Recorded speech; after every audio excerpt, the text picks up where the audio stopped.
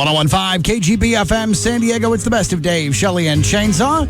Boyer hanging out in the big chair playing the good stuff for you here at the 101.5. Stick around because between now and at least 12 noon, we're going to ring out all the good stuff that we had on the show this past week, including anybody listening who ever been to a wedding when they canceled the damn thing and just threw in the towel?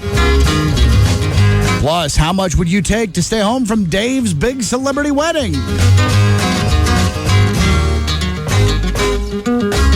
John Cryer from 2.5 Men on the show with us. We'll talk about the 10 lamest songs ever done by cool bands. Dave's Celebrity News. The 25 greatest guitar solos ever. And radio station call letters that somehow sneaked by the FCC. Plus, we'll talk about our vacations and exciting new prizes for the KGB Prize Patrol when we hit the streets. And we'll start it off with Cookie Randolph Sports, an amazing milestone weekend in sports with all the news. Here's Cookie Randolph this break with sports on the best of DSC. You are on the 101.5 KGB FM San Diego.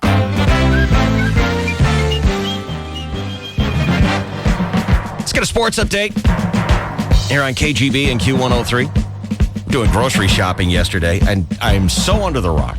No. I'm doing grocery shopping yesterday, and How come? How come? I like to eat. What do you mean? Selfish. Under the rock? What? What does that mean?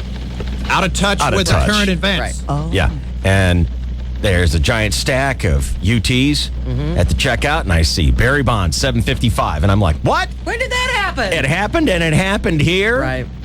And I was so bummed because I did not get to hear, and I even did, some internet searching. I wanted to hear Vasgersian's call. I don't even know if Matt was working that night. He was. I was curious to hear his call. Is there any chance we can find that? I got it. Oh. Are we going to hear it in this sportscast? Yes. Well, then I'll shut the hell up. Well, thank you very much, and hello again, everybody. In the sports world. Yes, it was a milestone weekend in sports. Barry Bonds tied Hank Aaron with his 755th career home run at Petco Park. A-Rod became the youngest man to reach 500 homers. Tom Glavine became the 23rd pitcher to record 300 victories. And Chris Boyer rescued his 100th career free lawnmower parked on the side of a country road and took it home and rendered it for parts. Commissioner Bud Selig was in attendance, stood reluctantly but did not applaud, instead stuffing his hands in his pockets searching for a comb. Oh. In golf, Rory Sabatini said Tiger Woods was beatable.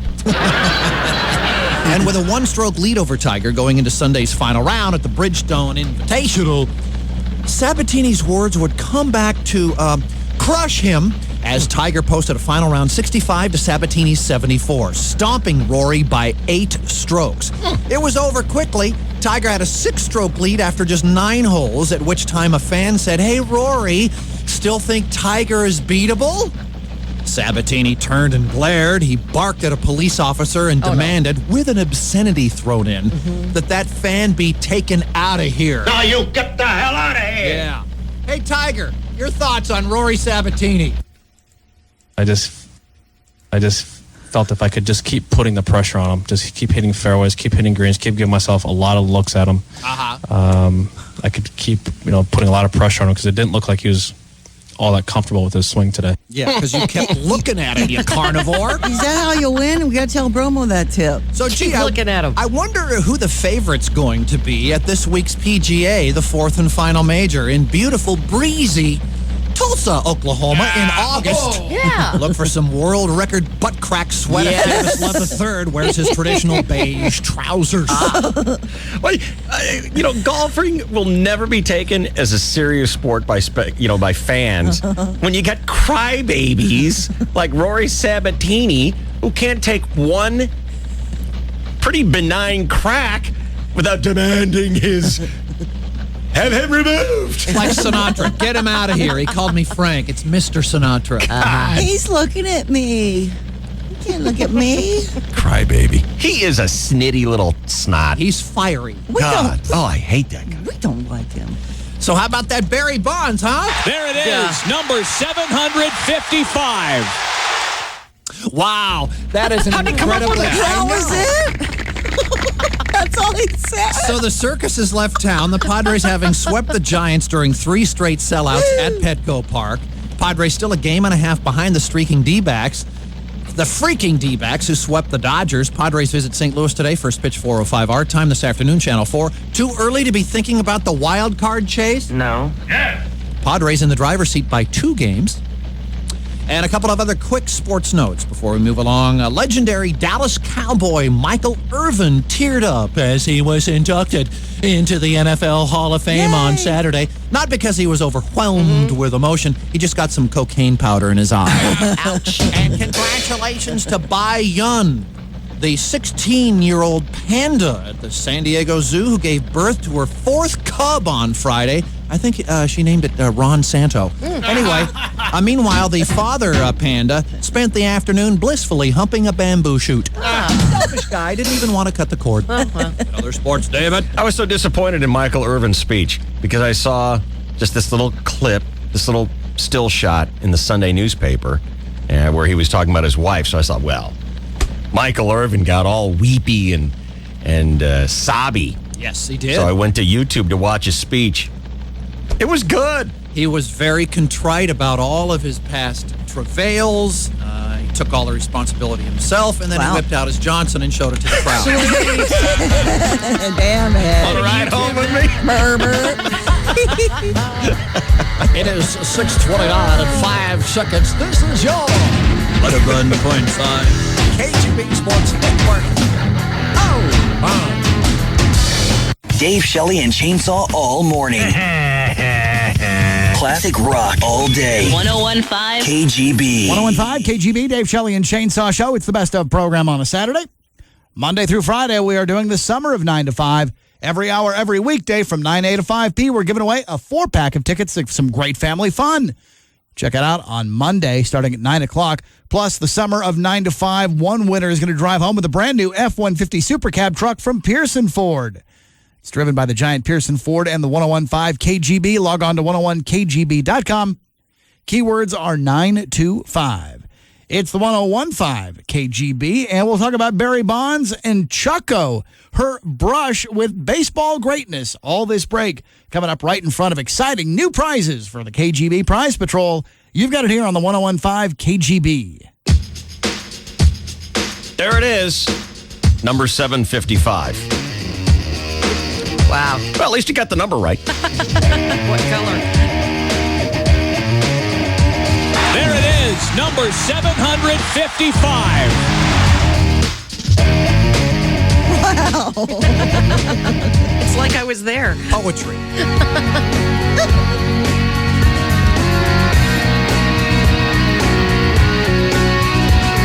It's not like he couldn't have been prepared. It's not like he didn't know that it could happen. That's right. There was this big, long article about Vin Scully. I never pre-prepare a call. I just say it at the moment. Other guys say, I have to prepare. I want to get it right. Yeah. And he may have said something after that, but we cut it off because it was funnier then. And there it is. and Chucko was like 10 feet from the guy who caught the ball. Oh, wow. They value from anywhere from 50 to 500,000. Wow. She here in the building yet? Yes, she is. Let's get her on the phone. Let's find out what that was all about. Some like 33-year-old plumber guy caught the ball. If it'd been Chucko, she wouldn't be here right now. No. No. I read the story in the newspaper. There was a scrum for the ball. Oh, no. People, well, as you can Of imagine. course, yeah. They even had guys. There was some guy. I was reading the story in the Sunday Union Tribune. There was some guy who was a rocket scientist, graphic scientist, or something like that, and he studied the numbers, and he knew that Right. Saturday was the day. He knew it. Right? So he and his wife bought tickets. Yeah. And he drags his 8-month pregnant wife out there. She'll forget that soon. He knew it, though. He was able to predict it was going to be Saturday. Can he predict when he's going to have sex again? Because that might be the better number to find out. He was not able to predict the correct placement Sad. of the ball in the stadium. So left how far field. were you from it? We're 5 rows behind it. Wow. So I'm sitting there like, haha, texting all my Giants friends like, I'm at the game and you're not. And then I just hear the crowd go crazy. And I look up and I hear thunk and it falls. And I'm like, oh, whoa. And it was like the 3 rows around it just cleared and they were all all the people were just in a pile. How long was the huddle, the scrum, whatever you want to call it, to look for the ball? It was like a good probably like 20 seconds, which is kind of a long time. Like they were all throwing each other around and stuff like that. Yeah. So. I mean, did it look like people could get hurt in it? Oh yeah. I'm surprised somebody didn't break an arm or something. Yeah, it was really funny when he first came out to the outfield in the bottom of the first. The entire left field held up asterisks.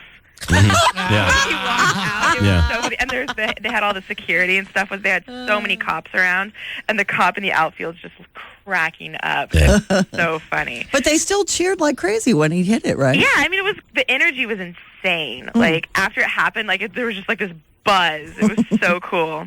People wanted to be part of history, regardless of how they felt with Bonds. I mean, Yeah. that's 3 straight sellouts to see this thing. Yeah, it was. It was really, really cool. No, I didn't see the asterisks in any of the news coverage I saw. I know, right? That would have been good. Yeah, it Or was the asterisk. asterisk. Yeah. Yeah. So it was fun. It was a blast. And then I felt the need to talk trash to a 14-year-old for Choco. Is it not true that the plural of asterisk is asterisks? Because there were a whole Isn't it bunch not of true that signs. the- Is it asterisk? The word is asterisk. I think my jeweler told me at the nuclear plant it's asterisk. But that's Okay. cool. Whatever. Asterisk. Talk to the hand. It's an asterisk. It's asterisk. That's it. little star thing on the keyboard. It's asterisk. So I understand there's this pile, and a couple of guys had gone together, Right. Including the guy who actually got the ball. And his buddy is in the pile, and they're looking for the ball, and he comes up and he says, "It's not in here." And his buddy is standing back going, "I know, because I've got it in my hand." Right on. There was a scrum for an Archie Sinfrocco foul tip at Qualcomm back in '97. I was at the bottom of that. Yeah. Did you notice that the beach was closed? They Yeah. said Oh, really? that little sandbox area in straightaway center field behind that screen where the kids can little play with their little shovels and da-da-da, hi. They closed that off. Smart move, because if the ball landed in there, we'd have Children would die. Yeah. But they showed a close-up of while they were describing that, and there in the front row, because the beach part, the front row, was a dad with a little infant child sitting next to him. Of course, that's what you do with them.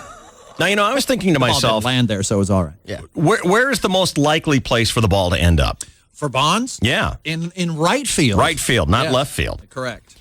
What would stop someone from going to the game, picking out the most likely place for the ball to be, making a run for it when you see it coming, and then grabbing a ball out of your pocket and saying, "Here it is." Right. Perhaps a ball that you had gotten at a previous game. Right. Looks like it's all mudded up, looks like a real major league ball and all that kind of Yeah. stuff.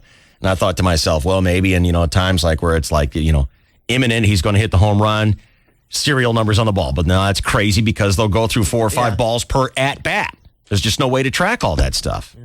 There is actually. Tell me. They did exactly that. Tell me what they did. They hologrammed every ball. But the umpire's ball bag was completely full of all the What? holograms. Absolutely. You're kidding. Yes. I mean, no, I'm not.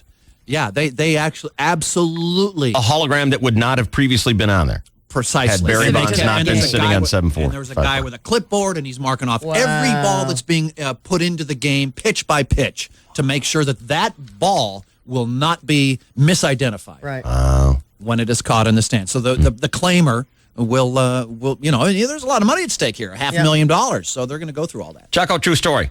True story. You're there. Yes. You get the ball. Yes. Are you here today? No. You suck. You suck. I know. I'd let you call me so I could tell you the story, but that's about it. You think that plumber is fixing any pipes today? So how much do you think he's going to get? Again, it'd be between $50,000 and $500,000 is the estimate. And that's obviously a wide range. And so is this ball going to be worth more or less than the next one? I would imagine the next one would be worth more because it's going to be the record, The record breaker. breaker. Yeah. And he is going to be in San Francisco today against the like I think a rookie or something. Cardinals? Pitcher. No, we have the Cardinals We have the today. Cards. Okay. Nationals. Yeah, the Washington Nationals. Against a guy who's 1-0, but whatever. Oh, that's pretty cool. Yep. And you saw it happen, I Choco. thought I was there. I could smell the air. One of the coolest chicks I've ever known. Right? She could smell the air. I could smell the air. That's usually a good It smelled sign. like beer that was being tossed from the upper level. Oh no! Yeah. Pouring Is down Is it on raining? you. Oh no. It was somebody threw a beer right after the guy got the ball. And that's the craziest section Oh, of no. the park. Is it really? That first section of stands in left field. That's where, in my experience, especially when Bonds is there, were they just screaming at him the whole time? Oh, yeah. Especially what when was he it? was in the field. Buy me some peanuts and steroids. Take me out to the ball game. Buy me some peanuts and steroids. It's a raucous group. So Yeah, they there was some serious chanting going on. It was hilarious. that is awesome that they mocked him the whole game until he hit the ball, entire and game. then they cheered for him. Yeah, and then they still mocked him afterwards. That's awesome. Yeah. I love how you read in the newspaper, too, when it finally happens, and you'll see all these quotes in the newspaper. And these, again, they had all this stuff in the UT yesterday. If I caught the ball, I'd pull out a Sharpie and put a big asterisk on it and throw it back at him. Really? No, you No, wouldn't. you wouldn't. Really? Toss away all that money. You're sure you would? Yeah. Really? Stupid. Somebody did throw a ball back on the field, too, afterwards. A stunt ball. Yeah, it was. And they took the guy away like he was president. Yeah. They had like 5 cops and 3 elite Well, security they didn't guards want dragged him to out of get there. mugged. I mean, Right. there's a Yeah. safety, Yeah. criminal Yeah. risk out there.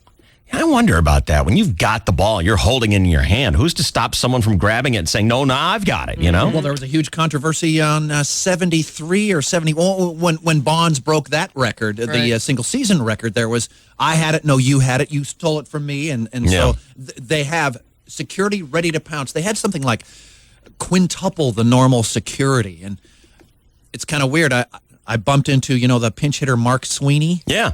Okay, I bumped into a Starbucks. I like Starbucks up in North, and just on Saturday, and he was, and the night before he'd been called out at home, and he said, "Yeah, I could have been called out at third." But anyway, he said the security here is ridiculous. There's people everywhere, and it's kind of a distraction. But in 10, 12 years from now, I'll be able to look back and say I was a part of history.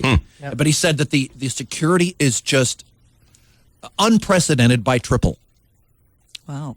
Hey, Choco. Yo, It's all downhill from here. I know. You have had the greatest moment. Oh, man, really? Yeah, that's it. That's all I get. How much history do you expect to see in your life? I don't know, but it was fun to be a part of that. I'll Yeah, take okay, that. well, it's done. There you go. That's your share. Just stay home Take if it, I were move you. along. I don't even get out of bed anymore. It's like you're a cheerleader. Hey, Little thing called reality. don't I mock know. me. Exactly. You Right. pixies want to live in fairyland. Go ahead. Maybe she'll be there when Boyer finds his 101st career free lawnmower. Just follow him around. I'll be scouting today, Chuck. I'll drive the truck. Because that's the KGB lawnmower, 101. Yeah. Yeah. Thanks, Choco. No problem. Between Bye. 50 and 500. Did you add anything to your collection? No. No tools, no free crap sitting on the side of the road? I didn't pick up a single thing. Like a I was really surprised. snowblower someone's decided they don't need here anymore? Ooh, a snowblower. That sounds pretty good. We don't have any snow, stupid. You know what? If there was a snowblower on the side of the road, Boyer would want it. Of course I would pick it up. I would get it. I would put it on Why? Craigslist and other lies that I am telling right now. I would bring it home. Just, you wonder what I could make out of that? Nothing. Nothing? Probably not. Make out of You can it. reverse the direction and have a major sex toy. Yes. You would, wouldn't you? If there was a broken down snowblower, free, Snowblower. take home. I would take it home. Yeah. Yeah, of course. There's, good parts there. For a snowblower. Yeah. Well, yeah, maybe. You never know when you're going to need a small, it's probably a 2-stroke engine. You could Sure. Oh have my one of those doesn't on the work. shelf, just in case. Oh my God. I need a small 2-stroke engine that doesn't work. I believe I have 17 on the shelf. But enough about my anatomy. You didn't add anything. Tell me what you did on your vacation. Spent a little time cleaning up the garage, which I know is a big surprise. What? It's, Now, when you say cleaning up the garage, would we notice a difference of the before and after? you probably would not. I did. 7 years, it'll be clean. So, but I put up a bunch of, Napa cabinets. If you order a U-joints, they give you a free cabinet. So I got a couple of those. And, what else? Took a bunch of scrap metal over to my buddy Joey over at Cardinal Auto Wrecking and Neat. put some stuff on eBay and, What'd you put on eBay? set of Buick Riviera springs that I bought that didn't work for the application. How many hits? A Buick. Or a Riviera? Ever. I know. I'm not it a didn't work Buick. for the application. For what? Your riding lawnmower? Yeah, they were too big for the riding lawnmower. Really jacked it up too big in the back. no. What Couldn't take the what had traction. you purchased? And are these Buick Leaf Springs, were they purchased new? They're coil springs. Yeah. Of course. They're new. Yeah.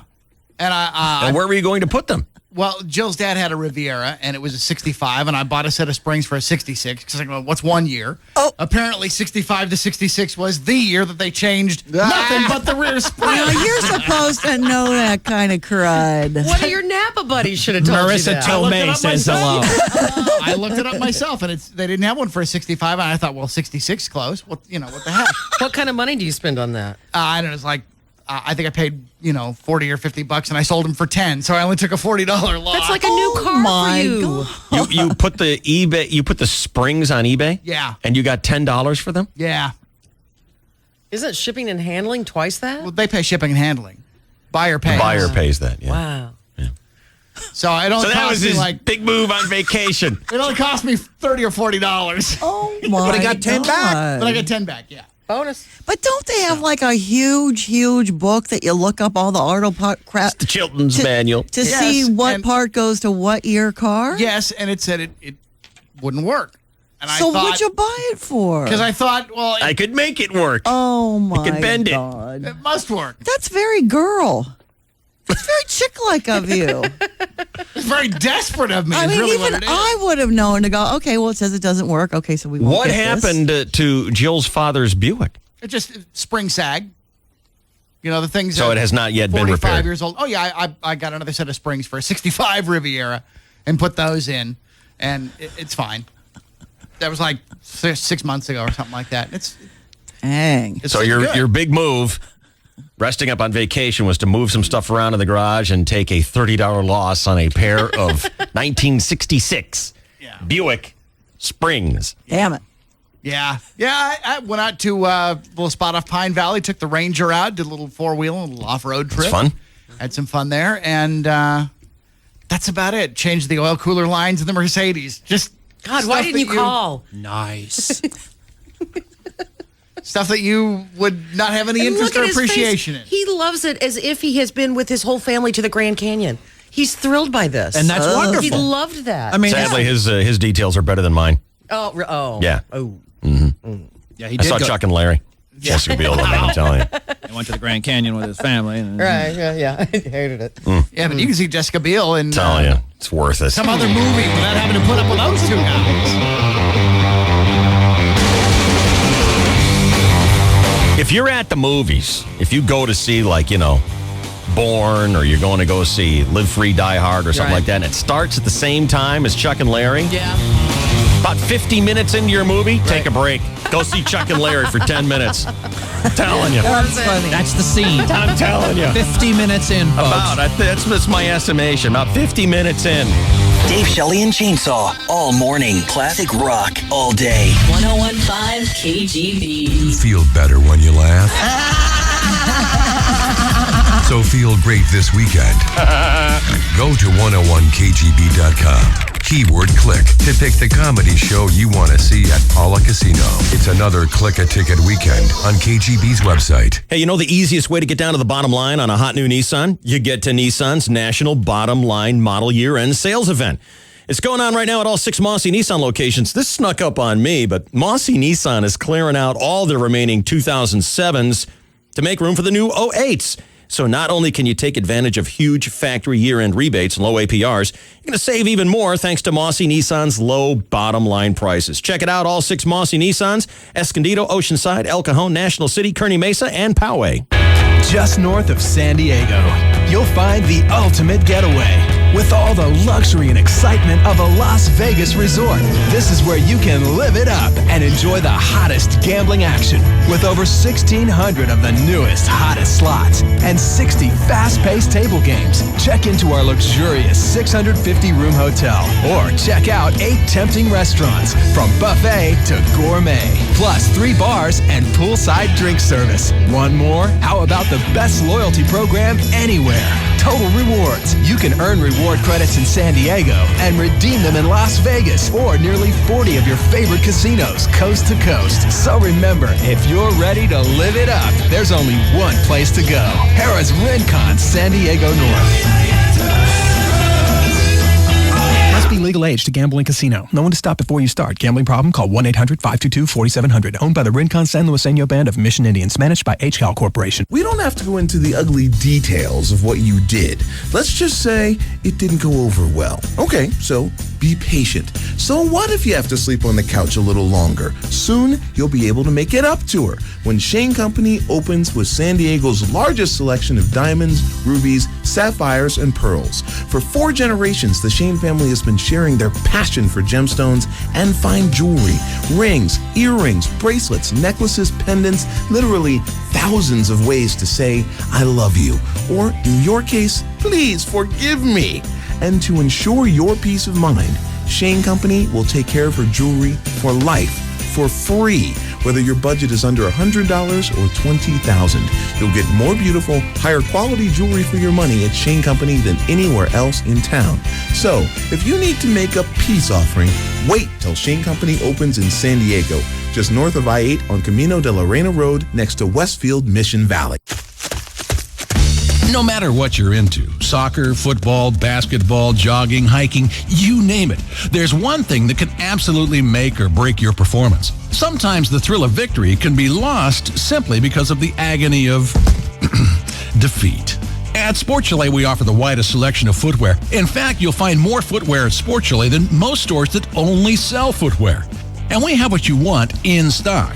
And right now, you can take 25% off Nike and Adidas Youth Performance footwear. You can also get 25% off Nike and Adidas men's, women's, and youth athletic apparel. For more outstanding savings, look for the Sport Chalet circular in this Sunday's newspaper. And remember, when it comes to back-to-school shopping, it really pays to visit Sport Chalet. We're your backpack, apparel, and footwear headquarters. For everything you need to make this school year the best yet, come in early for the best selection. Sport Chalet, we'll take you to the limit. 101kgb.com. Furnished by Mattress Discounters. Hey, Sleep Train wants you to get the mattress that you need at a finance rate that you're going to love. So right now, how about no interest for 2 full years? I love it. You heard that right. You pay no interest for 24 months with a purchase of any Select Comfort, Tempur-Pedic, Beauty Rest, Posturepedic, or Stearns & Foster mattress set. That's no down payment. No interest until August of 2009. Sleep Train's the only place on the West Coast that's doing that for you. Check them out today. Free same-day delivery and setup at Sleep Train. Your ticket to a better night's sleep. I'm in a dryer, trapped in the lint vent. Right now, there are millions of coins out there that have been forgotten. Coins with real value. I'm next to a French fry under the passenger seat. Bank of America is doing something to end this senseless epidemic. It's called Keep the Change. Once you enroll, every purchase you make with your Bank of America Visa check card is rounded up to the next dollar, and the difference is transferred from your checking account to your savings. I'm in an empty mayonnaise jar in the garage. So the next time you spend $10.20 at the grocery store, you'll be doing your part to put 80 cents into your savings account. Please, give this change the opportunity to really add up. I've been sitting on a record player needle since 1982. Bank of America, Bank of Opportunity. Open a checking account and enroll in Keep the Change today. Member FDIC, patent pending. 1015 KGB FM San Diego, Dave, Shelley, and Chainsaw. It's the best of show. It's Boyer in the chair here. Last week before this one passed, we were running a best of show because the Dave, Shelley, and Chainsaw radio program was on vacation. We get a couple of weeks a year. We take them. Most of us on the show go out and do something fun. There are those of us who just stick in town. But it's always great to come back Monday after vacation and try to recap what we did and top the next guy. Well, Abramowitz stayed in town and made an appearance for the radio station. So check this out. We're going to hear about some big-time celebrity vacations on our show. Then Abramowitz will detail the great new prizes that the KGB Prize Patrol have in store for you. Stick around. It's the 101.5 KGB Best of DSC.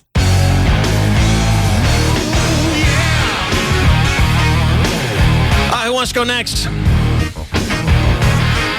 Okay, you, Shelley. Okay, I'll go. Ladies first. Chainsaw. Well, we had, we just had a nice, relaxing time. Monday was our 2-year anniversary. Sorry if anyone lost money on that. So I hired a chef to come to the house and cook for us. And what did he make? She made, we started with caviar. And then we had foie gras. And then we had lobster bisque. And then we had Did you get out of the Boyer's backyard? Yeah, we did. Shell, you got to go see the no reservations and just for the food. I know, it looks good. Just for the food. It looks like something I'd like to see. And the grand entree? A filet mignon. Ah, Yeah. nice. Yum. And then I went to Whole Foods and got this gooey German chocolate cake that Yum. was just, so great. Yum. So we did that and just right in our backyard, set up a pretty little table and we enjoyed the view and all that. And that was really great. And then we just became San Diego tourists. We went to the Midway, we went to the zoo. Now, you've accomplished 2 years of successful marriage. Yes. No doubt you've instructed him what happens to you in the romance department when you've got a full tummy. I think he was aware of that. Okay. Yeah. Good. Yeah. And we had the house to ourselves. So, that was not an issue. But then we did the whole tourist thing and really enjoyed the Midway. That was a lot of fun for him.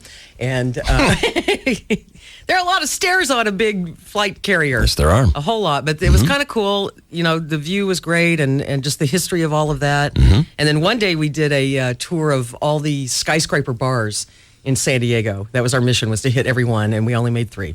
And actually one wasn't even a skyscraper. It was just the top of the market. That's where we started. Okay. And then we went to a concert out at Viejas on Saturday. What did you see? We saw Chris Cornell go ahead and do the Up Chucking Dog Now. And we loved it, and it was great. And we had dinner out there as well, and it was great. And that's about it. And a lot of sleeping in, which was awesome. Sleeping in. Mandatory. Yeah. Was almost the best part. Yeah, absolutely. And staying up late. We didn't make it that late. We just kept sleeping in. We would go to bed about 11, and then we'd see the fireworks at SeaWorld, and then stay up a little bit longer, and then hit the bed. And boy, 8:30 was so beautiful. And I'd think to myself, gosh, if it were a work week, we'd be halfway through the show by now. And then I'd roll over and go back to sleep. It was great. It was awesome. Okay, Ruth, your turn. Ruth. I think I stayed up late almost every single night. And this one night, I think I went to sleep at 6:30 in the morning. And as soon as I lay down to go to sleep, I think maybe a half hour later, this drilling machine noise because they're still finishing the remodel on my building, turning it into condos, and they painted the driveway. And it looks beautiful now, but oh my God, 4 hours of nonstop, like hammering kind of sound. Wow, that was your love life, huh? No, but I did do that one time. I did get hammered once. What? Had some sex, went to the movies. The fighting hero from Iraq once again. Nice. Wow. Probably the last visit. I think he's probably not listening right now. Probably the last visit, though. Yeah, we're done with him. Yeah. What was wrong? C minus? It was just kind of boring. We're done with it. Blew it up. The connection's over. Oh. He's no Victor the Snake Man. Oh, Jesus God. Well, you can always hope and dream that that'll come back, right? Voice in the head? I do. I hope and dream, but the reality just slaps you in the face. God, no measure up to. Well, you got to bring the body around to, making an attempt to track him down. Well, I think she understands it now. If I see him, I'm going to shoot him, I swear. Well, I hope he shoots me. Boy, I'm picking up the sexual tension. All right, Emily, let's hear all about... I wasn't done. I had two Oh, more. well, I thought you peaked with the painting of the parking lot. No, I had two more big things. Well, it was great staying up all night watching movies. No, on my Friday night meeting with all my boys and half who listen to the show now, that we had 4 birthday celebrations, and I got to give a cake to my friend Mark. Happy birthday for 19 years. So that was really fun and exciting. And the other one was I started my spring cleaning. I spent 2 entire days with a professional cleaning person who was helping me reorganize my incredible mess of an apartment. And Shelley Dunn, I can now close my bedroom door, but it's open as we speak. Ruth, stop. You're killing me. Stop yawning at Ruth. It was really a big deal for me to do that. So That's a big deal for me too. But why You and is it Boyer open had now? parallel vacations. Well, it was pretty, except I got help. Unlike Boyer, you could tell the difference of my cleaning than Boyer's cleaning. No, you said you hired who? A friend of mine that's a professional cleaner. That's called a maid. Well, no, she has a professional cleaning service. An organizational. She does it all. Yeah, it's a Put maid. stuff away. Yeah. Well, it was more than that. Did you throw stuff away? Did she like build cabinets for you or something or what? Well, no, we didn't get there yet to the cabinet part, but I still had tons of stuff I never unpacked, and I didn't know where to put it, and I had tons of crap to throw away, and so she helped me get rid of a lot of stuff. So it's a little more easier to walk around. Because I know you don't know what a mess it was, but it was really, really, Did you put your air conditioner in the I thought you had to window? move. really You're not moving? bad. Not yet. I'm waiting for him to kick me out. They're going to start showing the because when they have to ask you to move, they have to give you a percentage of your rent. So he has to give me $3,000 when he kicks me out. Nice. And I still get 2 months to move. You live like a princess. I'm telling you. All right. Now can I go to Emily? Yes, please. Emily. Welcome home. Thank you. How was Colorado? It was pretty awesome. Yeah. We went hiking in the Flatirons of Boulder, and we went White River rafting, and we went horseback riding. Wow. So Both on your period at the same time? Did you have to be on your period to do all that Yes, stuff? you do. What do you? Oh, those commercials. I get it. Yeah. Quick. Sorry, it's been a while, I guess, and some of us have been on our period. Tough to remember. I just said. Hey, the 80s were a beautiful decade. Wasn't that long ago? Emily and her East Coast friend hooked up in the middle of the country to do the little kind of like a light extreme vacation. Fun. Some super sports. And how many hearts were broken? How many were left in the wake? absolutely none. That's a lie. That was a total lie right there. Got pictures? Oh, absolutely. Have you met me? And Melissa got proposed to on a rafting trip. So. Wow. On this rafting trip? Mhm. By anyone she knows? This guy she's been dating for 9 years. She brought a guy? Yeah. Oh, God. You didn't tell me that. I didn't really know that wasn't pre-approved. So it was the three of you? You were third wheel? And she thankfully invited her Colorado best friend too, so I got her to hang out with. Oh, good. Oh, so they're having a little romantic, we just got married weekend, and you two extra wheels are looking at each other trying to decide, well, maybe we go lesbo and make a life change out of this. Here's a stranger. Want to go lesbo? Yeah. Exactly. Did you like the girl? Did you get along with her? The girl was great. Oh, good. Mm-hmm. But the guy Melissa's marrying Is a douchebag. Yeah. Oh, no. Oh, God. How could she not tell you? What's wrong with him? Come on. Look, you just called him a douchebag, so who cares who's listening online? You just called him a douchebag. From there. Let's just say I wasn't even around Inability to bruise the soft palate? I wasn't around him even 24 hours, and I was ready to come back home and visit her when he wasn't around. Oh. He's just not a nice person. Oh, don't you hate when your girlfriends hook up with guys you It don't made it really like? hard to be excited for her. Yeah. But we did our best because she's happy about it. So How excited now are you about buying an ugly dress that she's going to pick out and flying all the way wherever you got to fly to? Colorado again. Be her bridesmaid. Watch her marry a douchebag. It's going to be hard. Mm-hmm. And she's waited 9 years for this guy. Good God. Ooh. So it was interesting, to say the least. How's the ring? It's beautiful. Oh, good. Mm-hmm. It's a radiant cut, so it's really shiny. Oh, like the new trendy extra cut. sparkle. Specialty cut. So he did good with the ring, for sure. Stay in the boat, fall out? And we stayed in. Right on. Other rafts on the trip totally capsized. Rookies. Managed to stay in. It was Did you laugh at him? It was in Idaho Springs. It's called Clear Creek. Oh, sounds gorgeous. How'd you like Boulder? Boulder was pretty. Did you go to Pearl Street? No, we didn't do that much touristy stuff. I was a little disappointed, but it was Boulder's still pretty. fun. Mm-hmm. Yeah, it's a cute little town. All right. So, Chainsaw. Went to Manhattan again. That's where we always go. That's your hang. Yeah, it New is. York City. And you know what? It was amazing. Susie said towards the end of the trip, God, we're not seeing any celebrities this week at all. Oh, no. I mean, from a bump-in standpoint. I mean, you go to the Yankee game and you see everybody, and that was awesome. It was a day game, packed house. Trying to see if A-Rod had hit 500. He didn't for us. Did it 2 days later. Do you take with you on your vacation, I've got to see someone famous because I know Rickards is going to? Because I do that when I'm on vacation. I'm always on the lookout, absolutely. Yeah. I mean, we saw the play Nixon Frost, which was about Nixon's conversations with David Frost in the 70s, where Nixon kind of came closest to a confession about Watergate. Pantsless? No, he was not pantsless. I was. And that's all that counts. And it was starring Frank Langella, who is he Whoopi Goldberg's boyfriend? I don't know. He was for a while. And then the guy who played Tony Blair in The Queen played David Frost, and they were both outstanding. Saw Joan Rivers again up close, and she was funny. And who else?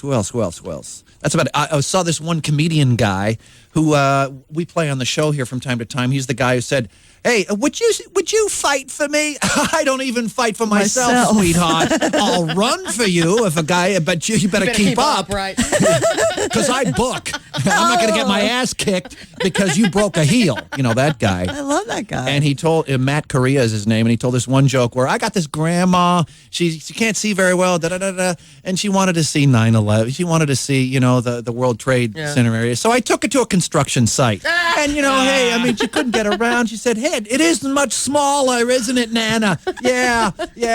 But everybody says that. I mean, he'd had a great run.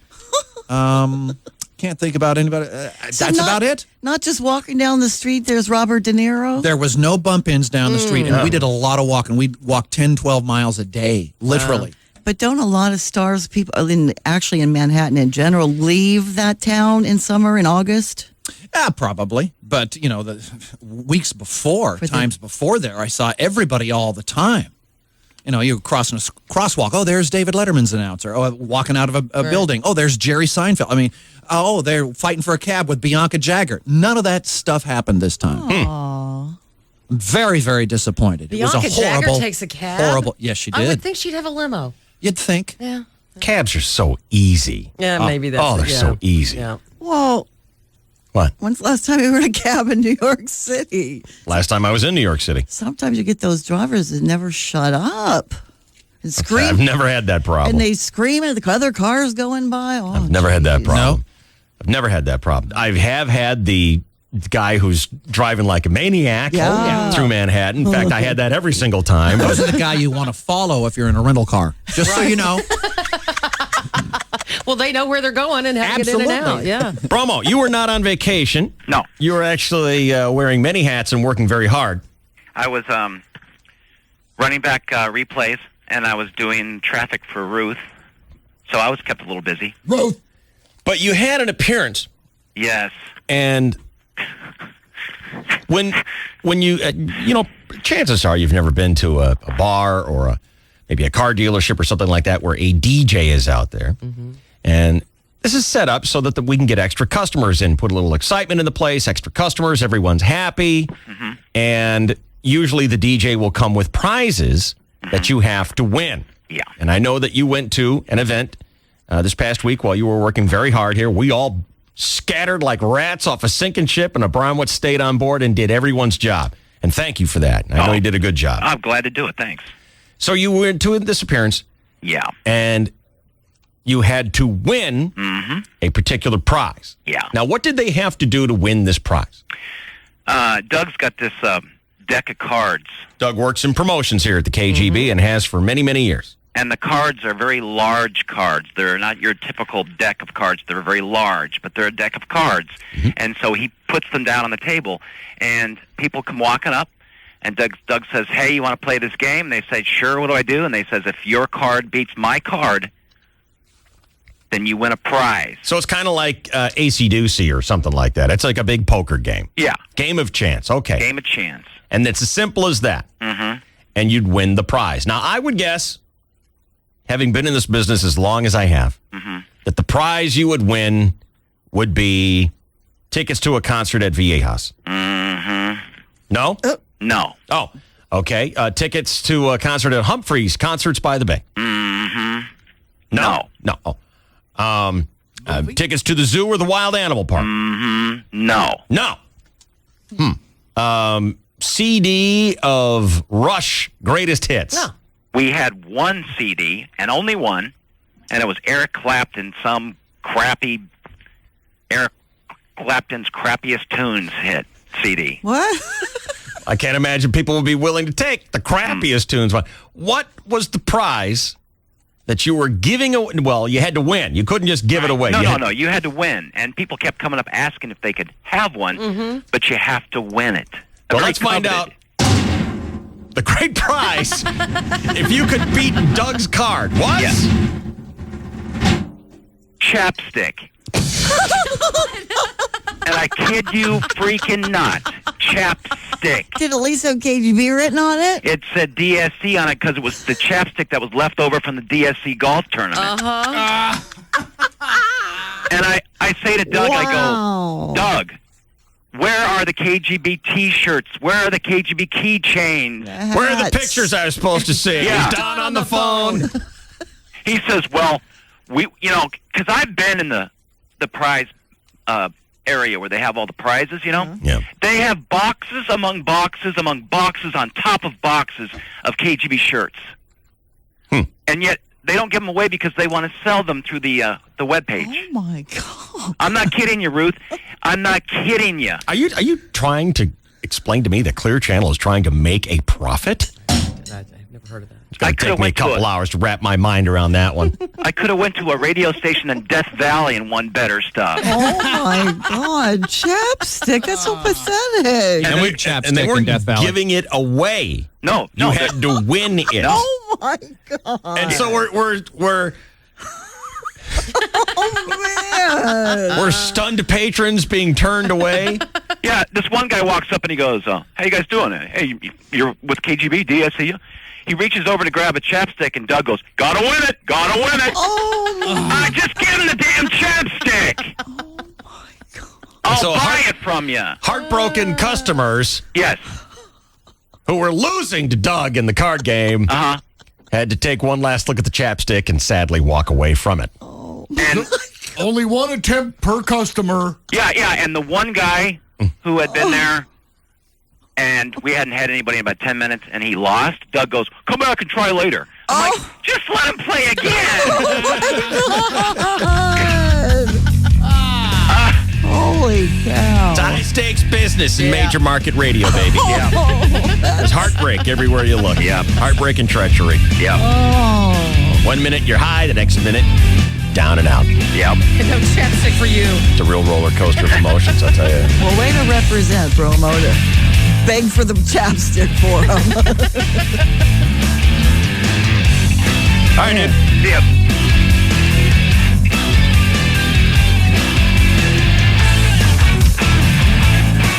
This is 101 KGB FM San Diego. Dave, Shelley, and Chainsaw all morning. Classic rock. All day. 1015 KGB. 1015 KGB, Dave Shelley and Chainsaw Show. When you go to the DMV, if you want personalized plates, there are certain combinations of letters and numbers you can't get. Everybody tries to sneak a little something through. 3MTA3, you read it in the mirror, whatever. But radio stations and TV stations have to apply to the FCC for call letters. Well, these two stations were able to sneak through a whammy of a package. First, we'll hear about a radio station. Yeah, pretty good. But there's a TV station in Hawaii. Oh, my God. I don't even think we can say the call letters. It's the best of Dave, Shelley, and Chainsaw. You are on the 1015 KGB.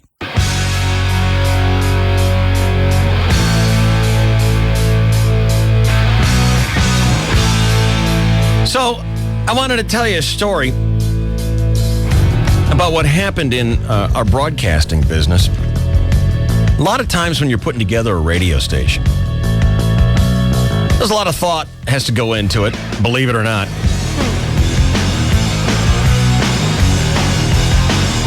You know, you're going to decide you're going to be a rock station, you're going to be a pop station, you're going to be like a country radio station. Right. Let's say you've decided you're going to be a country radio station. Right.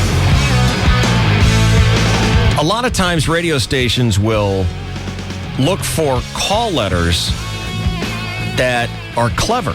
Sure. And I know that there's a fairly famous country and western radio station called Kick. I think it's KIIK.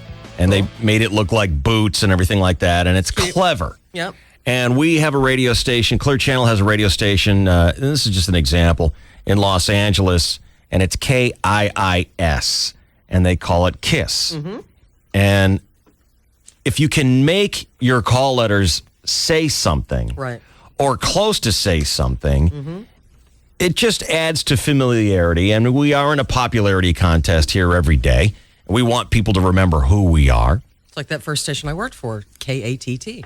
The cat. The cat. It was perfect. And no doubt you had a mascot, some sort of cat. Yes. Yeah, amazingly enough. Yes. Yeah. Okay. And then that same company later owned a country cat, KKAT. And not every radio station does that. No. For example, KGB. Exactly. KGB got its call letters from years and years and years ago when the guy who was running the place, it was like George Bowler or something like that, said, well, I'll name it after me, KGB. And that was it, seriously. Right. A lot of people think it's named after the Russian secret police. We actually came along many decades before the Russian secret police. So that's why we're called that. And we're just, staying old school and sticking with that. And in one of the museums, just a quick little side note, in Balboa Park, there is an actual bare booth with a microphone that says KGB. Yeah. First, it's from like the 20s. Yeah, that's it. So anyway, don't know how it got through, but there's a lot of apology and a lot of scrambling for 2 new broadcast facilities. First one is for and this was the application we're going to take on in Arizona, KWTF. Nuh-uh. Well, in chat room, that means something naughty. What the? But we're all familiar with it. Yeah. But the guy at KWTF who was apologizing and scrambling and scrapping his plans is fortunate that he can point out, well, at least I'm not that guy in Maui. Uh-huh. Oh, no. I'm not kidding you. Oh, no. I swear to you, I'm not making this up. Vice President Kevin Bay of KM Communications has decided he has to start over on his digital TV station on Maui, KUNT. Oh my God. I have to get a job there. I am not making it up. I have to get a job there. That's my station. Girl power.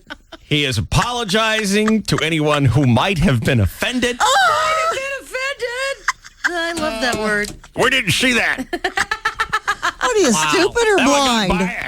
Then you're too stupid to own a radio station. Sometimes you get so wrapped up in the details, the obvious things that are right in front of you are blurred. Stop it. That's what I'd say too. Hey, look, we've been confused. I still don't understand what's the problem. Well, sounds like a perfectly good team. I would watch KUNT. I know you would. All the time. You would be the mascot. There's a K-Light up in L.A. that leaves the E off the end of it. KLIT. Yeah. Yeah. But this one. I bet it's a chick station. I wonder. Girl power. Kevin Bay says he's apologized. He tells the Honolulu Star when he called his Washington, D.C. lawyer, quote, I can't tell you how long he laughed at me when he learned of my gaffe. Good. Is it okay to say gaff? Oh, okay. Stupid. Wow. That's the epitome of stupid.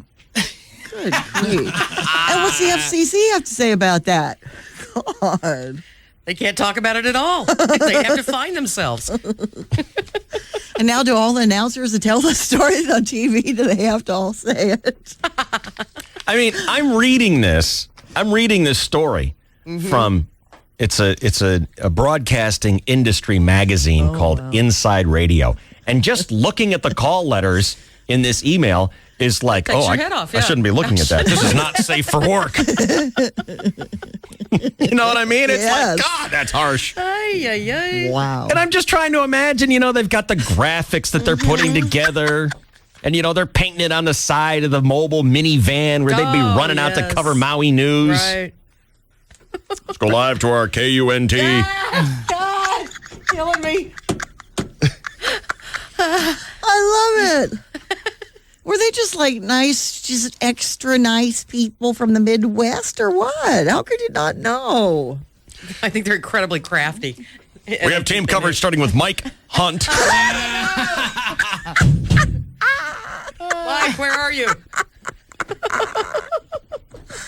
Oh, I love it. Oh, it's the best mistake ever. It's how?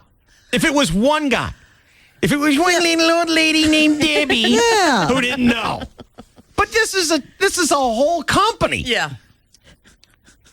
They were sitting around the big conference room. I wonder if we can get away with this. I wonder if it was a wonder if we rat can slip F. the- yeah.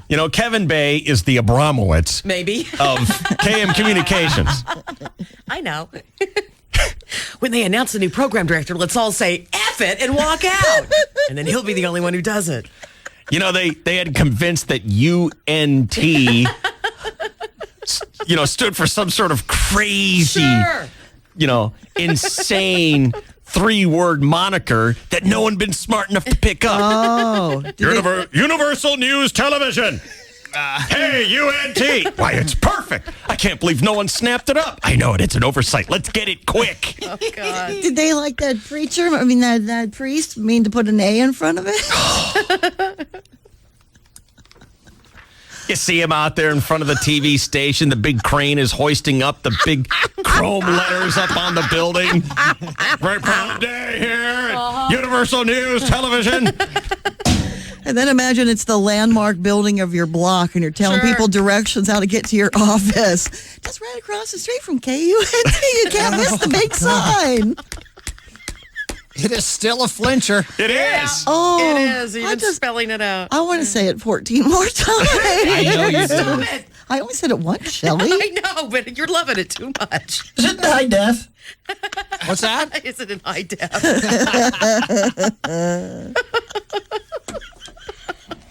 I love that story. Stupid. Ruthie, that's your new goal. Oh, You have to win the lottery and buy a radio station, and those are your call letters. There's also a KCUF in Aspen, which is, yeah. if you spell it backwards, something you can't say. KCUF. Yeah, Got it. got it. Losers? Whatever happened to going out on a high note? Here, what's your language? Dave, Shelley, and Chainsaw all morning. All morning. Classic rock all day. 1015 KGB.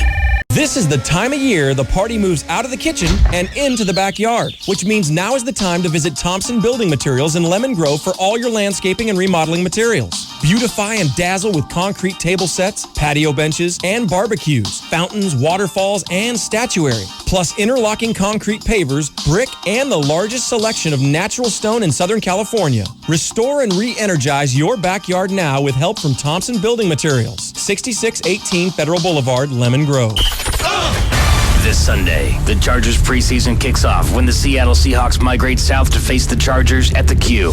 Pre-game at 2, kickoff at 5 on the official Charger station, 105.3 FM. Tomorrow night, Flavor Flav gets clocked. Enough with the clock. You can take it off. You haven't had to be anywhere in 13 years. The Comedy Central roast of Flavor Flav. How do you embarrass a crackhead who wears a Viking helmet? Tomorrow night at 10, 9 Central, only on Comedy Central. On your radio at 101.5 FM and online at 101kgb.com. This is KGB FM San Diego, the classic rock experience. 1015 KGB, Dave Shelley and Chainsaw Show. Stick around. We will have Cookie Randolph on sports. We will list the 25 greatest guitar solos ever. And we will also get to the list of the 10 lamest songs done by great bands, along with an interview with John Cryer from TV's 2.5 Men. All that right after Dave's Celebrity News on the Best of DSC. You have it here on the 1015 KGB.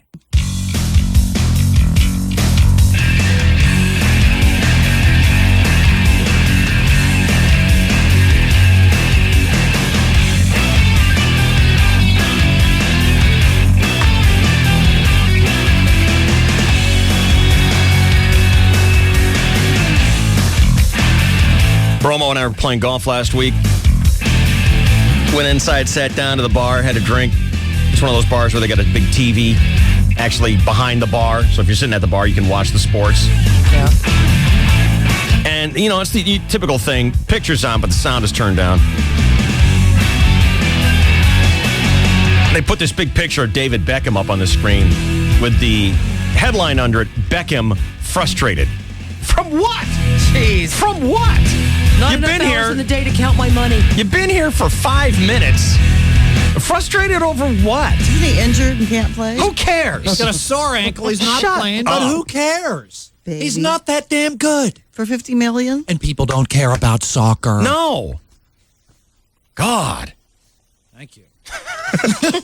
Did they really think by bringing this guy over that suddenly there would be an epiphany and Americans would Yes, clamor that's exactly for what I soccer? thought. Those who don't learn from history, Pele in the 70s, are doomed to repeat it. Now, in all fairness, the first game that he played in, they had record number of people in the seats at the stadium. Yeah, because it was a Hollywood glitz party. 'Cause Right. Tom Cruise was there.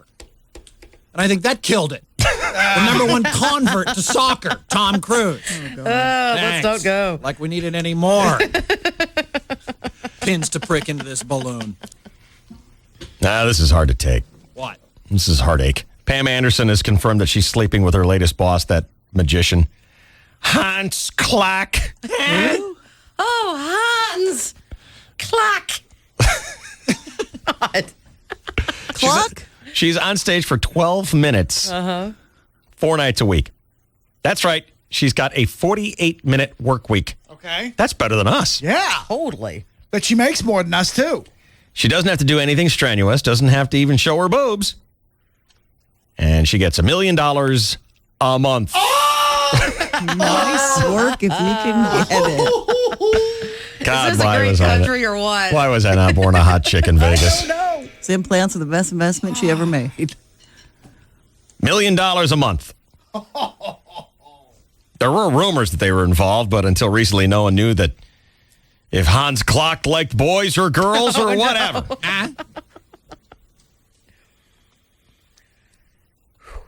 Hans Klock. Should make this swastika disappear. Hans Klock.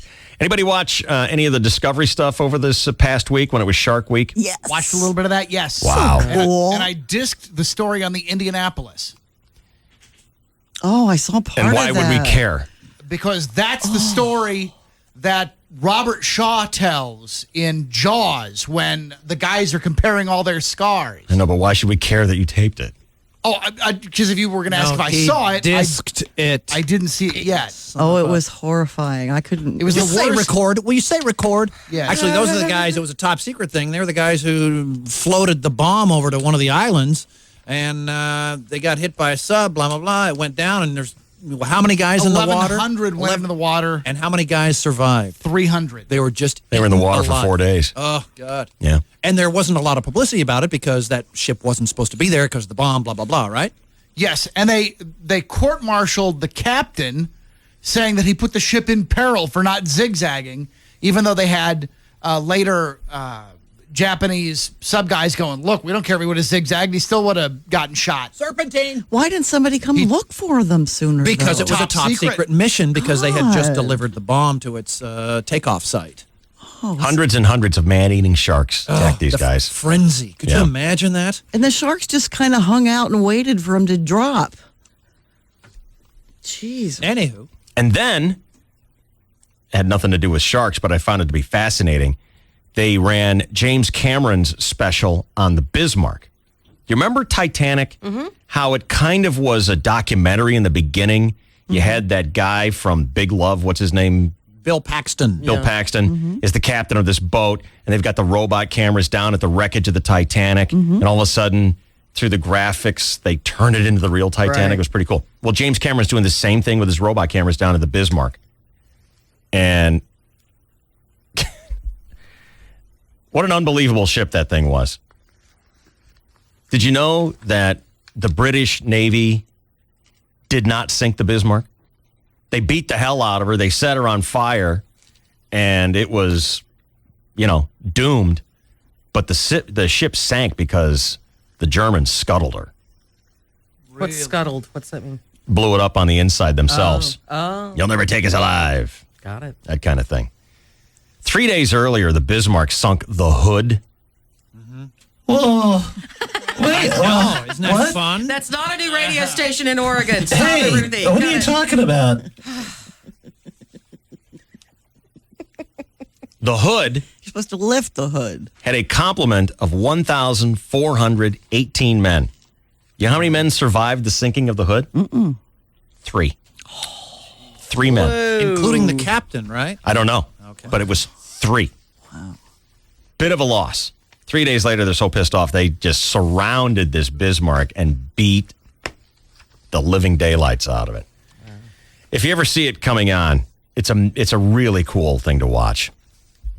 They do great work with the computer animation so that you can understand what you're looking at, because this thing has been underwater for 60 some odd years. They had survivors of the Bismarck watching the footage with Cameron, saying, yeah, that's where I used to sit at a table and do charts and stuff. It's pretty cool stuff. Let's see. What else do we have? David Beckham. Let's go back to him. The producer of Desperate Housewives asked Tom Cruise if he'd like to play a gay guy this season on Desperate Housewives. I bet he jumped. Along with his good friend, A little at first. David Beckham. Bex has no problem with it. Can he act? Does it matter? Well, have we seen him in anything? Cruise has scheduling conflicts. So Bex is going to have his gay affair with British pop star Robbie Williams. The show's creator is openly gay. Mark Cherry. He says David and Robbie are perfect, a gorgeous couple flown over from England. David's eager, but the obvious choice was Tom Cruise because they're both funny, game for a laugh, and ridiculously macho. I know it. Really? Shut up. But Tom Cruise was rumored to be gay for years in Forever. Hollywood. Big movie stars love to make fun of themselves. Yeah, really? He's not funny. He sues anybody who says anything about it. Right. We hate him. Yeah. He is not funny. No. We know funny. Nicole Richie has been drinking and doing drugs since she first crawled from her crib. Well, So it's ingrained behavior. It's not easy to change, but she says, I'm ready to become a role model. Oh, my for other God. drunks? For who? other drunks. All right, a little. Hey, a little respect. Hey, she's hungry. She doesn't know what she's saying. You're right. Brain Well, needs food. she is eating for one now. God, she's going to freak out and she finally gained some weight.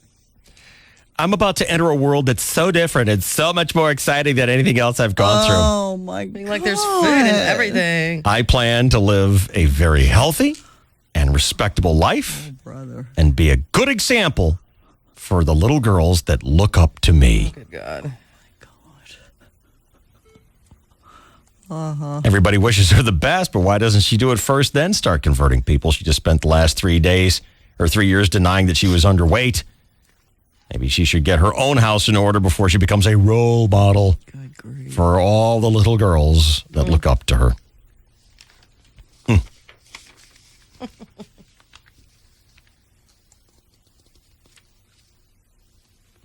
If you've got your finger on the pulse of what people want to hear, maybe you can make $2.5 million a year like the editor of Us Weekly.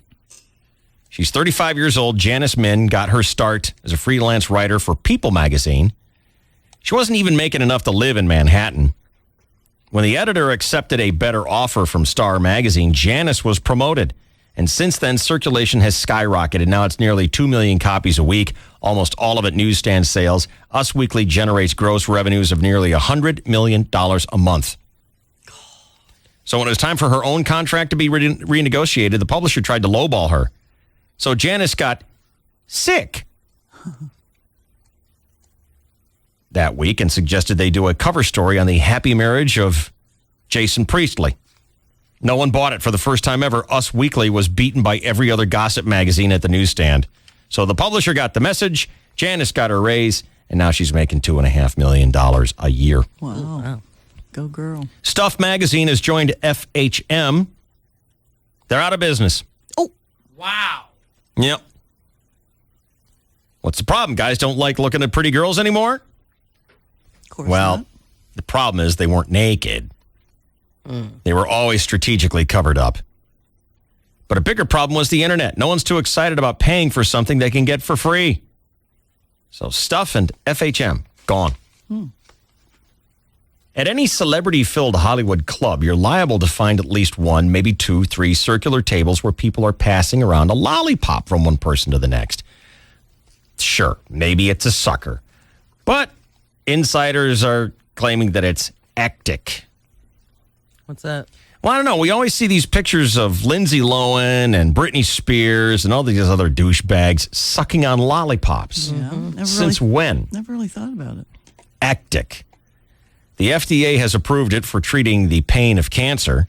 But just like OxyContin and other powerful drugs, it often falls into the wrong hands. Believe it or not, it's a harmless-looking lollipop. It's 80 times stronger than heroin. Oh, my God.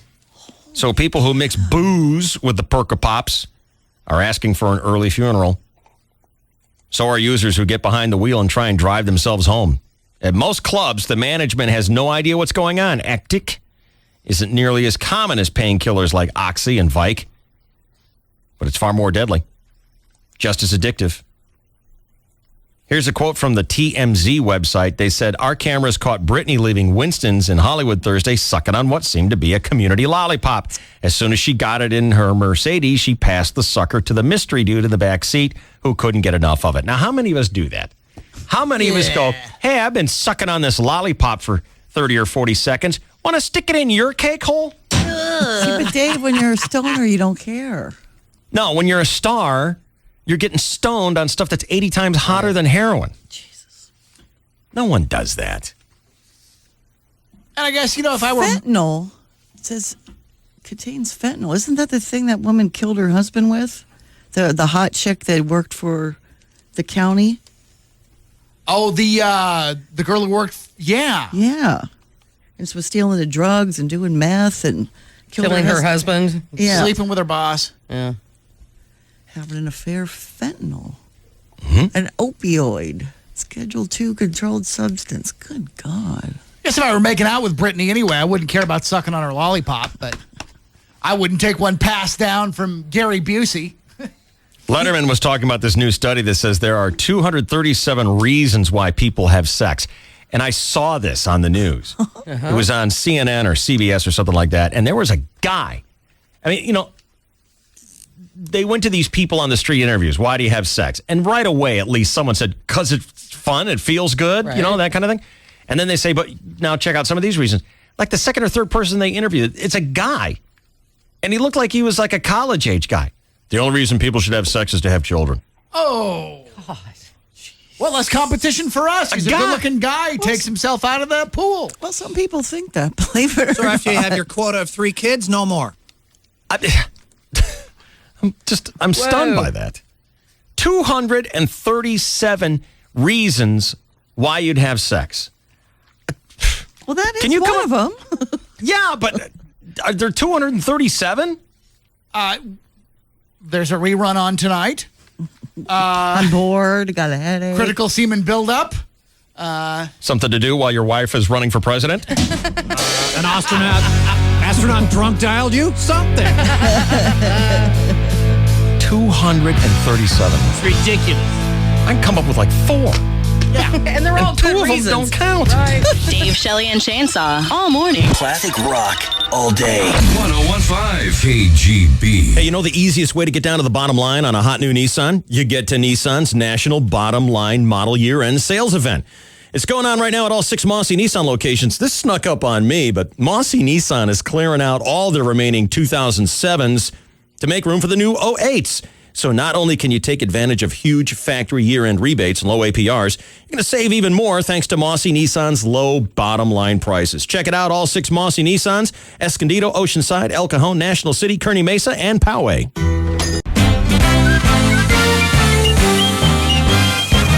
1015 KGB, Dave Shelley and Chainsaw Show. Cookie Randolph in this break with news about the NBA and big legal action happening there. Plus, the Rocky Mountain News writers assess the San Diego reaction to Barry Bonds breaking Hank Aaron's records. All that and more this break with Cookie Randolph on sports. On the best of Dave Shelley and Chainsaw, you are on the 1015 KGB. Now sports with a chainsaw on KGB and Q. Well, good morning, and thank you very much, Dave. Record, Shelley Dunn, Chris Boyer, Ruth 66. Hello again, everybody. In the sports world, the Padres jumped all over the St. Louis Cardinals pitching yesterday, building a 3-0 lead in the fifth inning with David Wells mowing down Cardinals like the Pope with an Uzi. But it would not last, as the Cardinals revolted by tying an all-time Major League record with 10 hits without recording an out in the bottom of the fifth. Aaron Miles, a floater into center field. That drops in. This has gotten ridiculous. You got to be kidding me. There's nobody out still. No. Uncle. That's 11 batters to reach base safely to open an inning. Yeah, there was a walk thrown in there, and by the time the Padres recorded 3 outs, St. Louis had scored 10 runs in the one inning. In the one inning. Just the 10. Nah, that's wrong. 10 runs in one inning. Who gave that up? Wells gave up 7 of the hits. God, I'm glad he's back. Yeah. I'm glad we're back again with him. Now, I have heard some, mutterings whenever the name David Wells has been mentioned, but you'll be happy. This may cheer you, David. If Wells goes, who will take his place? So it is being considered, but with Chris Young injured, and then, who was it, Germano torqued a thumb, got hit by a ball. Yeah, I heard he cut him. Yeah. Pitching hand, cut his pitching hand. And then Clay Hensley has been sent down to the minors, but there's a rule where he can't come back for 8 days. So the Padres are, back up to the big club. There's these silly rules in baseball. Yeah. They're all complicated, and I don't get it. But I don't know why we went back to Wells. I honestly don't get it. We went back to the Wells. Well, you know what? He's had a few quality good starts. He's up and down and a lot of down. What the hell? It's not doing it. So anyway, the Padres slipped 2 games behind division-leading Arizona, but they lead the wild card race by 1.5 games, the Padres do. But that might change, maybe. There are 51 games left to play, including one tonight. Jake Peavy on the hill. Padres, Cardinals first pitch, 5:10 our time tonight, Channel 4. Barry Bonds went 0 for 4 in the Giants' 3-2 win over Washington last night, so he's stuck at 755 with another chance at history tonight at San Francisco's AT&T Park. The reviews are in for Petco Park's reaction to Barry Bonds hitting number 755 here last Saturday. The Rocky Mountain News columnist Bernie Lincecum writes, "One way to analyze the mixture of boos and cheers." We all heard it, right? When it was mostly cheers, you could hear a little boo in there. See if I can even bring it up. I actually didn't hear it. I mean, you played a little bit of Matt Vasgersian's call. Yeah.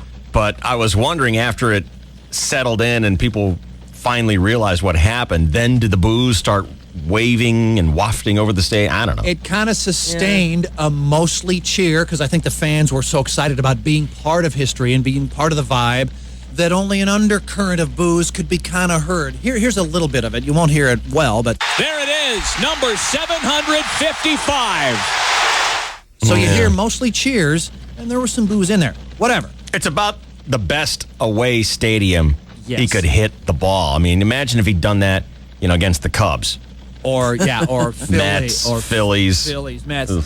So here's Lincecum, and Lincecum supports that view. He says, "It takes a lot to peeve the surfs up, fish taco eating, flip-flop wearing, laid-back populace." Wow. Come on. This side of the right. Right.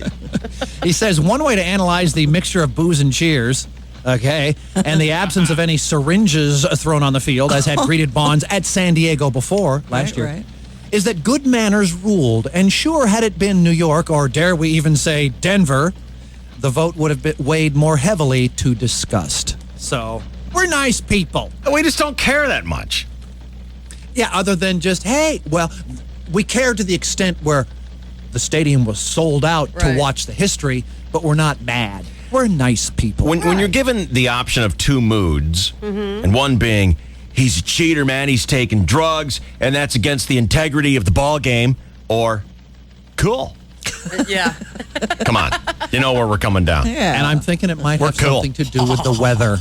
I think we could really even, if we decide we want to save on paint and stencils and get rid of America's finest city and just go with cool. I mean, it's the weather. It's the weather. Hawaii, happy people. San Diego, happy people. The desert, maybe Middle East. I don't know. Little angst. Not so. Could be the dehydration. The Chicago Cubs have made a tremendous run in the National League Central. 8.5 games out of first in June. Chicago Cubs last week pulled into a tie for first with Milwaukee. But yesterday, however, they lost 2-1 to Houston and sit one game behind. And their star outfielder, Alfonso Soriano, went on the 15-day disabled list with what kind of injury? He tore his quad. Yikes. The good news is Soriano's food court and parade grounds are fine. I don't get it. It's a campus thing. Quad. It's insane. You're stupid. Yeah, like that's any big news. Meanwhile, in the National Bear. Listen to these riddles. Tell me if you interpret them as I do. 1. What has yellow skin and rights? A ballpoint banana. Right. 2. What people are always in a hurry? Russian people? Russians. Right again. Now, what would you say they mean? Banana, Russian. I've got it. Someone Russian is going to slip on a banana peel and break their neck. Precisely, Robin. The only possible meaning. Spitball Association. Could the rumors be true? Are Kobe Bryant and his wife Vanessa splitting up without a prenuptial agreement? It wouldn't be the first time. When Kobe and Shaq split up, there was no prenup, but Kobe did get custody of Phil Jackson. The story is gaining traction. The website Media Takeout, was that your source yesterday, Shell? Media Takeout has it with scant detail, estimating Vanessa's eventual take at around $125 million. The only other Google News source that cites it, CBS, you click on that and it says site error, which makes me think Kobe's henchmen got to CBS and told them to take the story off their website or they'd be swimming with the fishes. Supporting the rumor that Kobe has been a beneficiary of the Barzini crime family, kind of like Johnny Fontaine. What? With the Corleones. Sure. Yeah. I heard that stuff.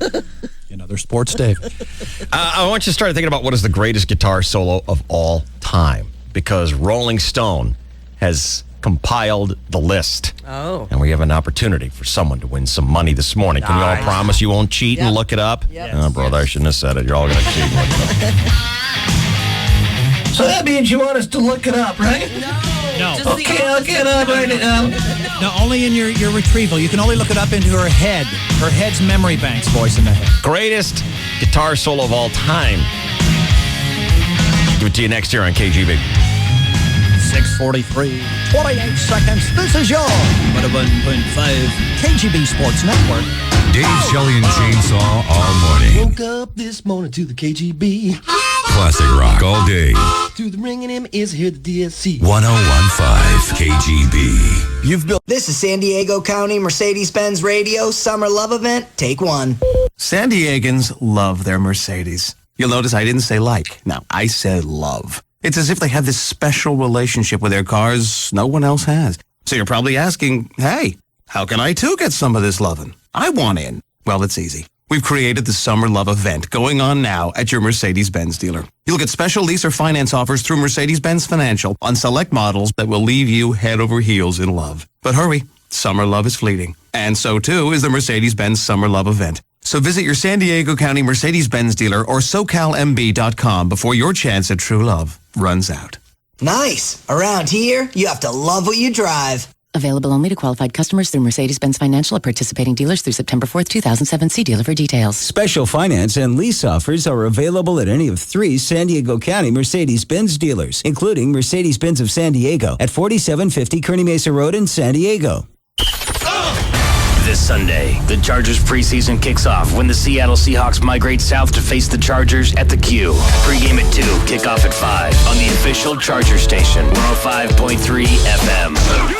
Tomorrow night, Flavor Flav gets clocked. Enough with the clock. You can take it off. You haven't had a bee anywhere in 13 years. The Comedy Central roast of Flavor Flav. How do you embarrass a crackhead who wears a Viking helmet? Tomorrow night at 10, 9 Central, only on Comedy Central.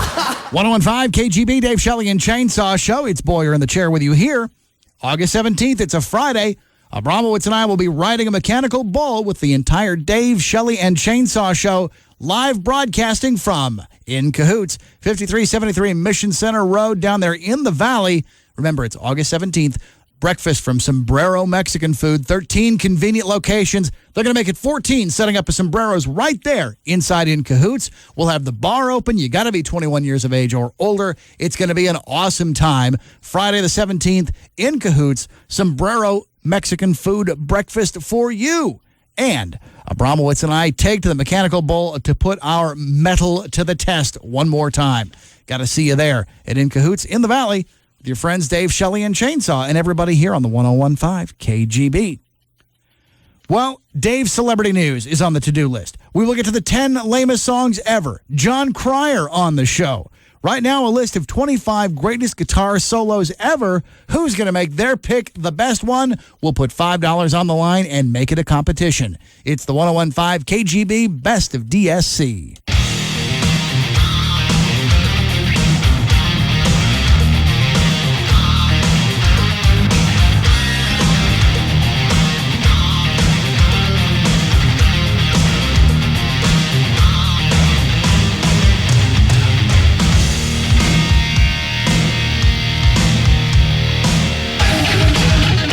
Shane, I don't know where to look this up, but can you tell me what David Wells' ERA is currently? I don't know where to find that newspaper.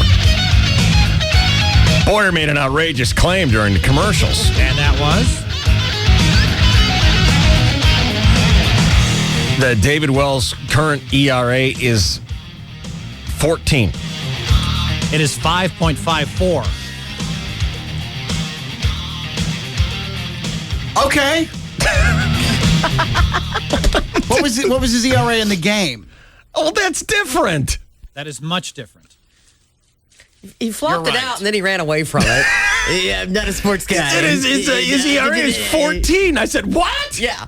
I couldn't believe it. I knew I didn't know anything. I just shut it. And I'm not really a sports guy. I don't know. Let me look it up. And 5.54 is... It's awful. Unacceptably high, especially in the National League, where it's supposed to be lower than the DH American League. It's awful, but it's not 14. No, it's not, sir. I stand corrected. It just about tripled his current ERA. But, hey, we appreciate that. That's what friends are for. Fair enough. Friends are for helping. Yeah. Boyer. Doing so far so good on the sports and the cars today. Yeah, I'm in my wheelhouse. Yes, Bromo. Boyer, does Boyer read the paper? It says, right here, it says clearly, the Padres weren't saying last night, but after the 44-year-old gave up 7 runs to raise his ERA to 14.04 over the past 4 games. How do you not read that? Well, apparently I didn't read it. Well, apparently I only saw what I wanted to. That's what kills me. He doesn't even care about sports. It's not even his thing. He gets about 10% of a fact and then just, goes around as Mr. Know-It-All. Whatever. Anyway. I could be a Democrat. Yes, you could. We're doing the greatest guitar solos of all time, according to Rolling Stone magazine and their readers. Right. I have the 25 here in front of me. And if you wrote down one, did you all write down one? Yes, sir. The greatest one of all time. Whoever comes closest to it. How much are you putting down? $5. Okay. Very good. Bromo, you in this game? Yeah. You told me Ruth was cheating. She came in and said, that's what Van Halen song, where it starts out. And I'm like, I don't know, Ruth, what is it? And then he goes to look it up, and I'm like, if you're looking it up, then it's cheating, and I'm already cheating, so never mind, and you tell anyway. So who was looking it up? Nobody. Oh, okay, all right. I remember. I thought you got him to look it up. That's genius. No. He was already doing it, so I knew it was like. He was doing what? Starting to look it up, and I said, well, I could do that. She got Bromo to cheat. No, I didn't. I left the room, and I said, because you'd tell anyway, so no, I wouldn't. So I thought of a different song, but thank you, Promo, for telling. All right, here's what Rolling Stone magazine says. Right. We asked for the greatest guitar solos of all time. You gave us your nominations, including some riffs. We'll get to those another time, folks. The greatest guitar solos of all time. After much complicated tallying, here's the final list. Are you ready to hear it? I think I got it wrong then. Why? I think I did a riff. Well, that's not a solo. I'll stick with it. It's a guitar solo, not a riff. For example, right. You might say the greatest guitar riff of all time would be Satisfaction Okay. by the Rolling Stones. Not a solo. Not a solo. It's a signature sound, but not a solo. Like one bridge or whatever. Right. Yeah. Do I have Just to a stick with sound. what I put, or can I change? You can change. But hurry up because I'm about to give you the list. That's a good Nairton song. It's a 25 guitar solo list, and I can't tell you how disappointed I am in this thing. Oh no. Well, seriously, I never made myself out to be a John Leslie or a Jim McInnes or any kind of a brainiac when it comes to music, but I have worked at this rock and roll radio station for almost 2 decades, and I don't know half the songs on this thing. Uh-oh. I should have at least played them. Right. Taj Mahal from the Scepter recording. Number 25 is Scar Tissue by the Red Hot Chili Peppers. Oh, yeah. 24, huh? I think you've played it in a bumper. But I don't know it. Yeah, you don't know. All right. Number 24 is Soma by the Smashing Pumpkins. Number 23 is In Memory of Elizabeth Reed by the Allman Brothers. 22, Telegraph Road by Dire Straits. 21, Yellow Ledbetter by Pearl Jam. How are we doing so far? Anybody? No. No. Romo, you wrote one down, right? What's that? You wrote one down, right? Yeah. Okay. Surprised Chainsaw didn't pick In Memory of Elizabeth Reed from his beloved Allman Brothers. I just heard that song the other day. I'm surprised Chainsaw wants to win. You are correct, sir. Yes. 1, 2, 3, 4, 5. There's going to be a 5-way tie here. Number 20, Cinnamon Girl. Number 19, Hotel California. Okay. Oh, There you go. Now, that's a great song. And that's my pick. I'm out. No, you're not out, dude. You're winning. You're on the board. Do you understand? You're winning. Yeah, well, okay. You hope to be That's up a higher, great but- choice. Yeah. It's a great choice, and it's, in my opinion, it's stunningly low on the list. Yeah. Hotel California. I have 2 alternates. Do you want to pick 3? No. No. No, we don't. Yeah. Thanks. He didn't ask for alternates. Renegotiate. Number 18, Time. Number 17, this surprises me. Fortunate Son. I don't recall a guitar solo in Fortunate Son. Yeah. I don't either. Anyone else? No. I mean, it's a great riff. Yeah, I kind of do, but it's been so long since I've heard it, other than a commercial. It's like a 2.5-minute song. I don't think there's time for a guitar solo in it. Number 16, The Great Maggot Brain. What? Oh, yeah. Anyone know who that by? How about Kurt I thought Cobain? that was by us. Funkadelic. Oh, man. Is it? Number 15, Paranoid Android. See, this is why I don't read Rolling Stone. You know? I'm not one of these music snobs What the hell is Paranoid Android? by Why don't you Radiohead. just yell, kids, get off my damn lawn and get it, be done with it? I just don't. I'm not an eclectic snob. I'm a commercial. I know what's successful. You know what I mean? Yes. And I'm not into the whole, coffee house kind of. Oh, have you heard Paranoid Android by Radiohead? No, I don't. I listen to the radio. Number 14, Alive by Pearl Jam. 13, November Rain by Guns N' Roses. November Rain by Guns N' Roses.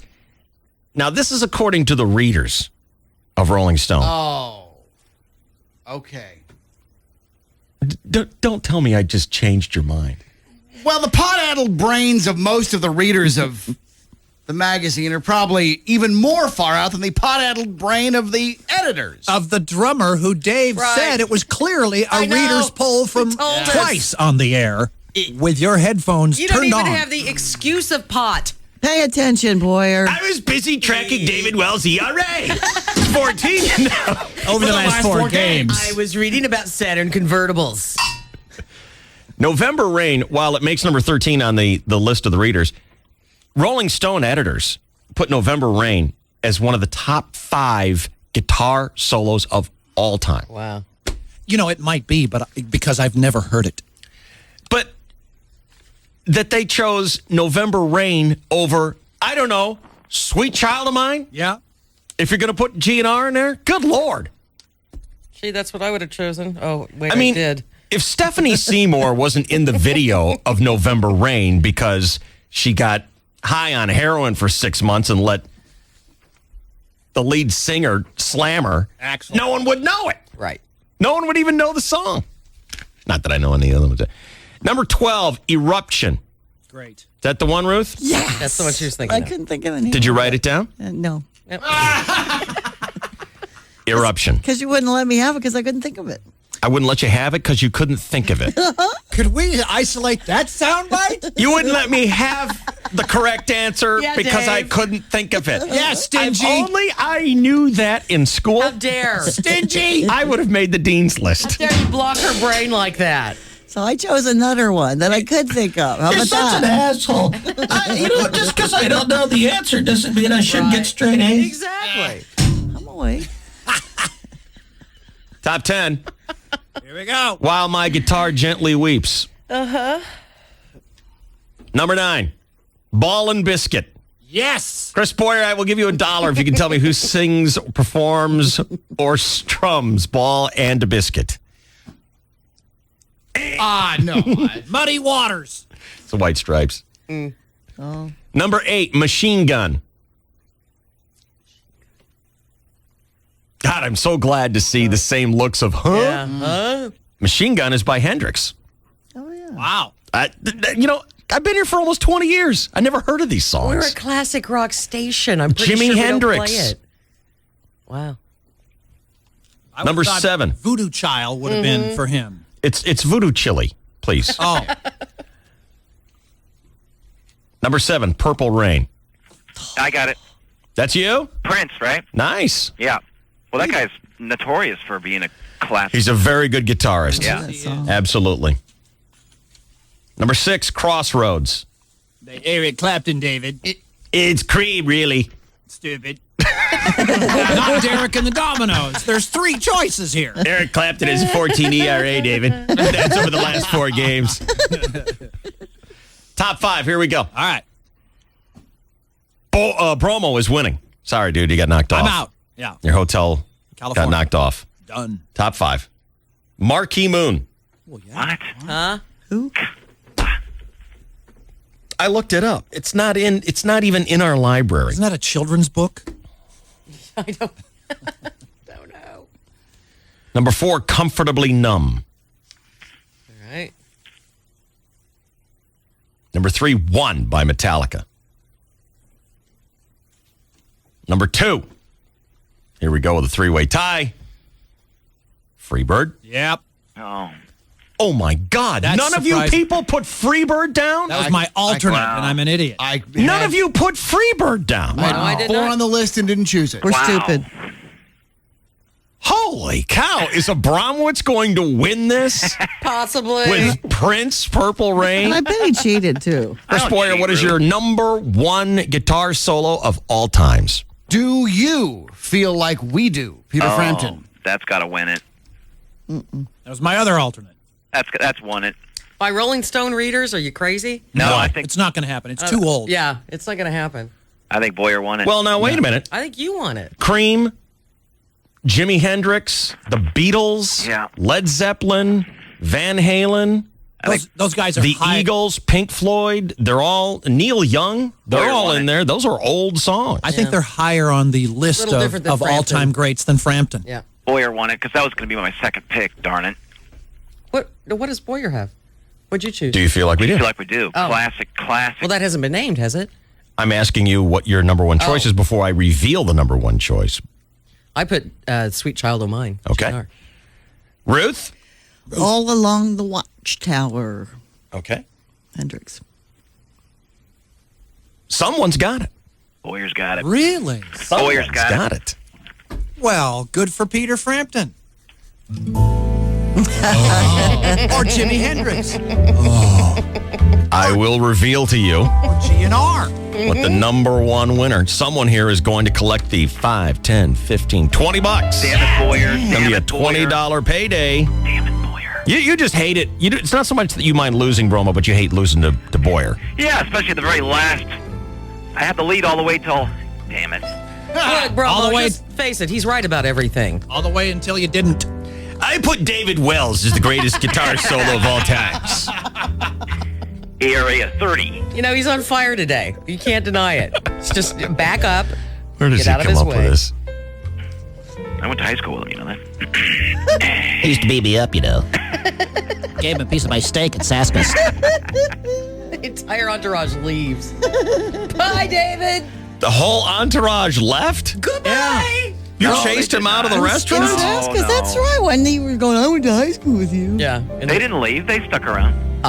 That's 10 not, seconds. that's not how I remember the story. You're trampling each other. Running over with a fork full of gristle. Here, Babe, you want a bite? Here. dangling, dripping onto the floor, onto his... They don't serve pant leg. gristle at Zaska's. Prime meat over there. Al.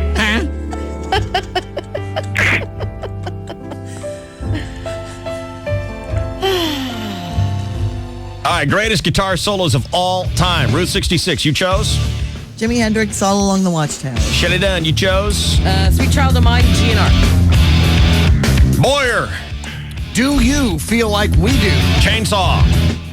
Hotel California. Abramowitz. Prince with Purple Rain. And everybody successfully avoiding Freebird Dynamite. by Leonard Skinner, which was number 2 on the list. And who is the winner?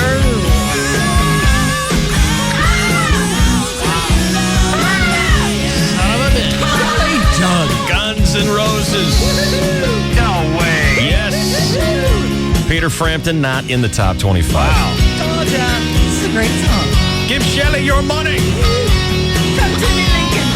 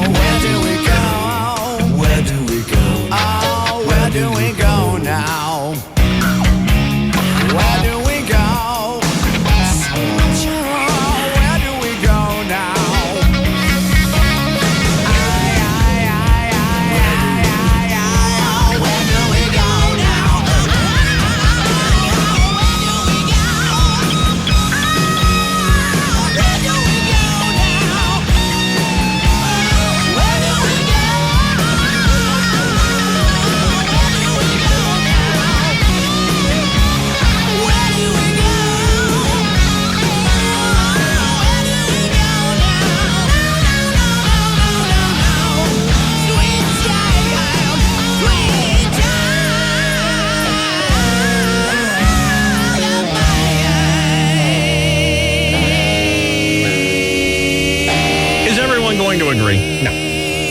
Pretty good. That's a great song. But if you do one of those lists like we used to do at, I think, Memorial Day, we'd do the top 500 greatest rock and roll songs of all time, which, by the way, I think we should bring back. I do too. I thought that was one of the great all-time kickoff of summer San Diego traditions when we would do that. Mm-hmm. Same weekend as the Indy 500, do the all-time rock and roll 500. Very cool. If you put Sweet Child of mine as the greatest rock and roll song of all time. I'm good with that. You can't argue with it. I'm I mean, good you with it. can, but it's good. Yeah. It's a quality choice. Yeah. As soon as I heard Shelley say that, God, I wish I would have said that. And one. where was Stairway to Heaven? Not in the top 25. Not even a mention. No. Some email thoughts coming in. DSC at 101kgb.com. Dave, that's the worst song ever recorded.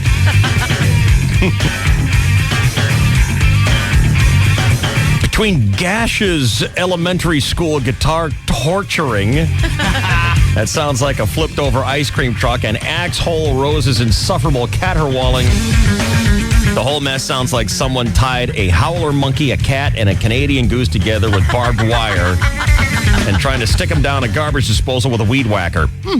Holy cow. I don't agree with Thomas Judkins, but I liked his letter. Yeah, it's good. I like the writing. Soon as you say, hey, it could be one of the greatest songs of all time, it's the worst song Dave, ever Shelley, and recorded. Chainsaw all morning. History of insanity in your family? Yeah. Classic rock all day. 101.5 KGB. 101.5 KGB, Dave Shelley and Chainsaw Show. Cookie Randolph Sports this break. We'll talk NBA action, Padres as well, and in the Cards game, was there fan interference? That will be the topic of discussion before we get to the Dean of American Sportscasters here on the 101.5 KGB. Chainsaw. I don't know if you were watching the Padres-Cardinals game yesterday, so I was wondering if you heard the same thing I heard. Well, past the time when the game got out of hand and frustration may have been a bit high, even for announcers, a Cardinal fan committed fan interference by scooping up a ball in play. Didn't see it. I didn't either. Matt Vasgersian basically cut into the fan on air because the ball would have been in the corner and may have yielded one of the 7 runs we needed to catch up.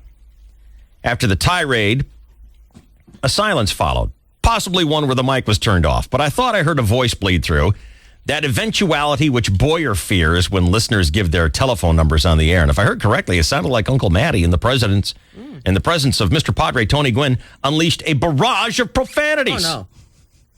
Describing how he found being in St. Louis to be unpleasant. I thought I heard the A word, the S word, and quite possibly the granddaddy of all the F-bomb. Oh, no. Holy cow. I'm just curious if I was the only listener who heard such delicious colored commentary. Did any of you hear it? Would like to know. Love your show like David Wells loved that 5th inning. I don't think he likes our show very much. Well, perhaps we'll seek out that clip. Yeah, I'd like to hear that because we can Okay. amplify it. We'll turn it up. And bleep if necessary, judiciously. Yeah, sure. Why? Get Chucko to work on that. We'll look for you on that one. Quiet Talking James checking in. Let's roll out sports now with a chainsaw here on KGB and Q103 and Go Bodle. Well, good morning, David, and thank you very much, and hello again, everybody in the sports world. Well, the Padres were in St. Louis yesterday, and David Wells was mowing down cards and just collecting cards like Bromo hitting on 19, and David Wells was the dealer, just scooping them up and taking all the money. It was 3-0 Padres in the 5th inning. Until, I don't know, the Cardinals tied an all-time Major League record with 10 consecutive hits with a walk thrown in there. Aaron Miles, a floater into center field. That drops in. This has gotten ridiculous. You got to be kidding me. There's I hate to see a floater on national television. That's 11 batters to reach base safely to open an inning. Yeah, and that was there was 10 hits and 1 walk thrown in there, and by the time the Padres recorded 3 outs, St. Louis had scored 10 runs in the 1 inning, and that's all they would need, winning 10-5 and dropping the Padres 2 games behind division-leading Arizona. However, the Padres lead the wild card race by a game and a half today with 51 left to play, so it's quite early, including one tonight game. Jake Peavy on the hill. Padres-Cardinals first pitch 5:10 our time, Channel 4. Barry Bonds went 0 for 3 in the Giants' 3-2 win over Washington last night, so he's stuck at 755 with another chance at history tonight at San Francisco's AT&T Park. Sports fans, we've criticized Dallas Cowboys Hall of Famer Michael Irvin what with his history of cocaine and strippers and flamboyance and trash talking, coming onto our show and talking up his Christianity, and then flashing our female chauffeur on the way back to the hotel. Mm-hmm. But nobody is perfect, and Michael Irvin admits it.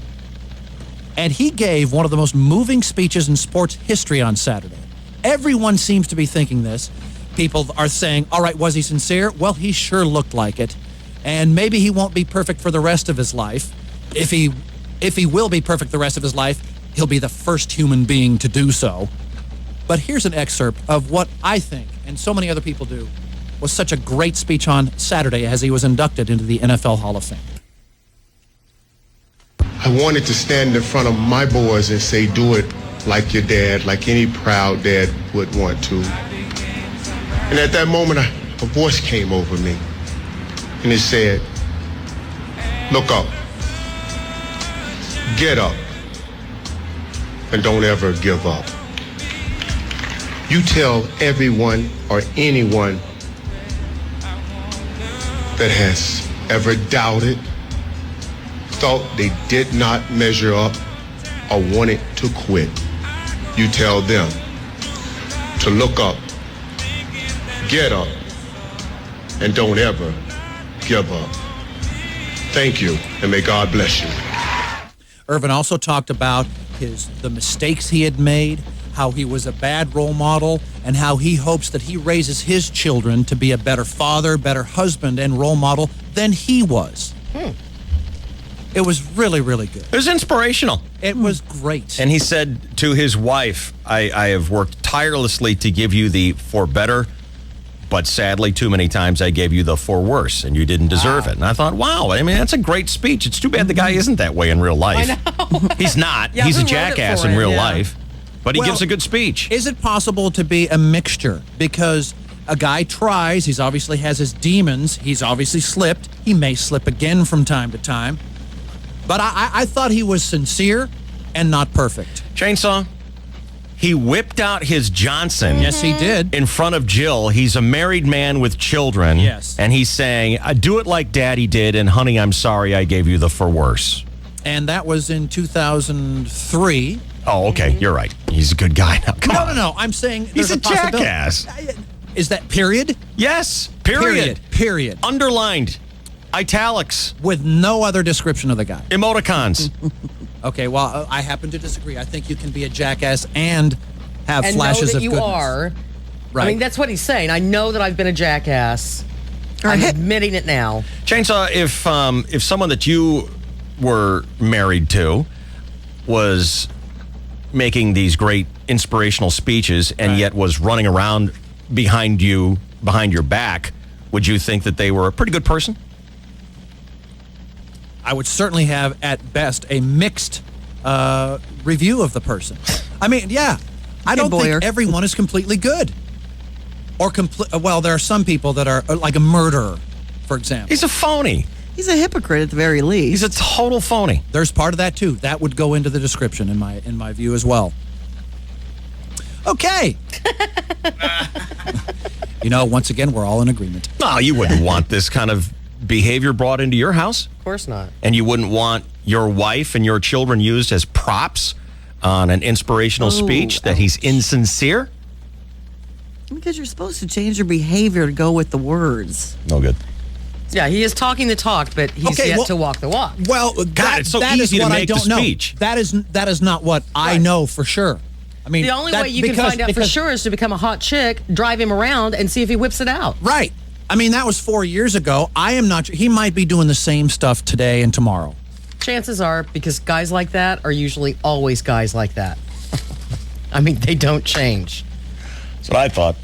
Until no one ever says yes. And even then, they might still keep Even trying. then, they still keep hitting because, it's a numbers thing with guys like that. You hit and you hit and you hit, and you can be sorry about it. Well, I mean, look at a person like Ruth. Is she still a hooker? No.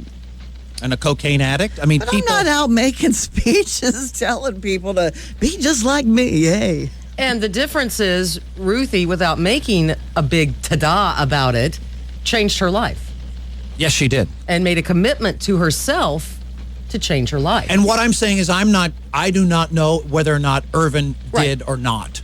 And I'm going has or not. And I'm going to amend my position on that and come more to Chainsaw's side, because my experience with professional athletes is that they're good and honest and decent people who don't. Hey, now you're just being sarcastic and mean. I'm trying to make my point here. Okay, get it out of your system. I mean, if you want to live like that, don't take vows. You stand up there in front of God and everybody, and you take vows that you're going to be faithful, etc. Well, the argument has also been made that a lot of the wives of these guys know their players and they make the trade-off. That is true. That is also very true. The Mrs. Kobe Bryant is like, okay, you bought me a big, forgive me ring. I'll stay with you another year. Mm-hmm. Maybe. And Kobe is one of those guys who is, unjustly.